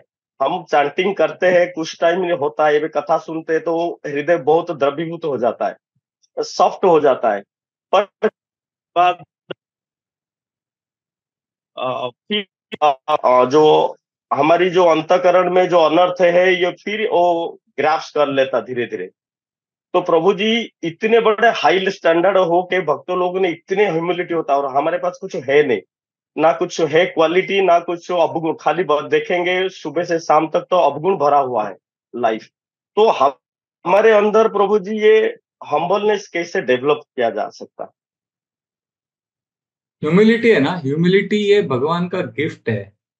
ह्यूमिलिटी हम ऐसा पकड़ के प्राप्त नहीं कर सकते। ह्यूमिलिटी कोई फल नहीं है जो पेड़ में लटका हो, आप जाके उसको उठा के खा लो। अच्छा आज से कल से हम्बल बनेंगे, कल से हम हम्बल बनेंगे, ऐसा नहीं। ह्यूमिलिटी भगवान हमको गिफ्ट देते हैं जब भगवान देखते हैं कि हम सिंसियर हैं। तो ह्यूमिलिटी नहीं भी है, वो आचार्यों जैसा, वैष्णव कृष्णदास कविराज गोस्वामी जैसा, कोई बात नहीं। अगर हम सिंसियर हैं और भक्तों के संग में हैं, तो फिर भगवान ऐसी परिस्थितियों का निर्माण करते हैं जहां पर हमारा अपमान होता है, जहां पर हमारे मिथ्या अहंकार को ठेस पहुंचती है, फॉल्स ईगो क्रश होता है। और उस समय अगर हम भक्तों के संग में रहते हैं और सिंसियर भी रहते हैं, तो भगवान फिर हमको ह्यूमिलिटी का गिफ्ट देते हैं। तो हमारे लेवल पे ह्यूमिलिटी मतलब सिंसियरिटी और एसोसिएशन, और वो जब हम अच्छे से करते हैं तो फिर जो रियल ह्यूमिलिटी है, जो हमारे वैष्णव आचार्य एक्सपीरियंस करते थे, वो हम भी एक्सपीरियंस कर पाएंगे। हम उसको आर्टिफिशियली इंटेलेक्चुअली नहीं समझ सकते, जो ठीक है अभी आपको हम्बल बनना है, ऐसा ह्यूमिलिटी नहीं आएगा। ह्यूमिलिटी जो है ना, बहुत ही स्पेशल गिफ्ट है। सनातन गोस्वामी, रूप गोस्वामी, रघुनाथ दास गोस्वामी, हमारे इतने बड़े वैष्णव आचार्यों ने इसको पूरा एम्बॉडी किया है। तो ये हम ऐसे ही नहीं प्राप्त कर सकते। ऐसा कुछ वो नहीं है कि ऐसा ये टेक्निक फॉलो किया मुझे ह्यूमिलिटी मिल गया। नहीं, ह्यूमिलिटी भगवान का गिफ्ट है, भगवान देंगे अगर वो हमसे प्रसन्न होंगे। हमारे लेवल पे हमको सिंसियरिटी और एसोसिएशन में रहेंगे तो धीरे धीरे भगवान, क्या है ना, ह्यूमिलिटी के पहले ह्यूमिलिएशन आता है हमारे लिए। तो ह्यूमिलिएशन मतलब अपमानित होना पड़ेगा, मिथ्या अहंकार को ठेस पहुंचेगा। पर अगर हमने सिंसियरिटी और एसोसिएशन को अपना जीवन का लक्ष्य बनाया है, तो फिर वो अपमान हम सहन कर पाएंगे और फिर वो ह्यूमिलिटी हमें मिलेगा। तो हमारे लेवल में महाराज बोलते हैं, राधानाथ स्वामी महाराज, कि हमारे लेवल पे humility is aspiring for humility. Humility की आशा रखना ये हमारे लिए नम्रता है। और आप रात को सोने के पहले 3 प्रश्न पूछेंगे अपने आप को रोज, तो आपको एक दिन ह्यूमिलिटी मिल जाएगा। आपको जानना है वो 3 प्रश्न क्या है? यस। सोने के पहले एक प्रश्न पूछने का, आज मैंने कितने डिवोटीज को अप्रिशिएट किया और कितने लोगों से अप्रिशिएशन की इच्छा की। दूसरा, आज मैंने कितने लोगों का सेवा किया और कितने लोगों से सेवा पाने की इच्छा की या सेवा ली। कितना सेवा किया, कितना सेवा लिया। और तीसरा, आज मैंने कितना भगवान को याद किया और कितना मैंने अपने आप को ही, मेरे प्रॉब्लम्स को याद किया। तो ये 3 चीज हम पूछेंगे ना, अपने आप हम्बल बन जाएंगे, क्योंकि हम हमेशा अपने बारे में स्मरण करते रहते हैं, अपने बारे में सोचते हैं। तो थोड़ा भगवान के बारे में सोचना डिसाइड करना है और दूसरों को अप्रिशिएट करना सीखना है। तो हम हमेशा दूसरों से अप्रिसिएशन की अपेक्षा करते रहते हैं और सेवा हम लेते हैं, सेवा करते नहीं है ज्यादा। तो अगर हम ये 3 चीज करते रहेंगे, सेवा करना, एप्रिसिएशन करना और भगवान को स्मरण करना, तो ह्यूमिलिटी भी आ जाए।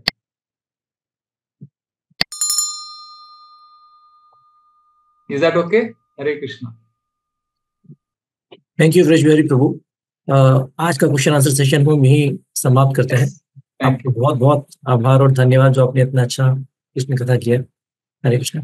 थैंक यू विपुल प्रभु, थैंक यू आनंद प्रभु, और बाकी सारे भक्तों को मैं हृदय से धन्यवाद देता हूँ। I really really love all of you, और मैं आप लोगों को बहुत ग्रेटफुल हूँ कि आप लोग इतने अमेजिंग कलयुग में 2024 में 170 devotees chanting every day for 3 days 64 rounds hearing, ये तो मेरे लिए अविश्वसनीय है। मैं तो, मेरे को तो एक्सटेसी आ रहा है इसको देख के। मैं बहुत ग्रेटफुल हूँ। Thank you so much. Hare Krishna.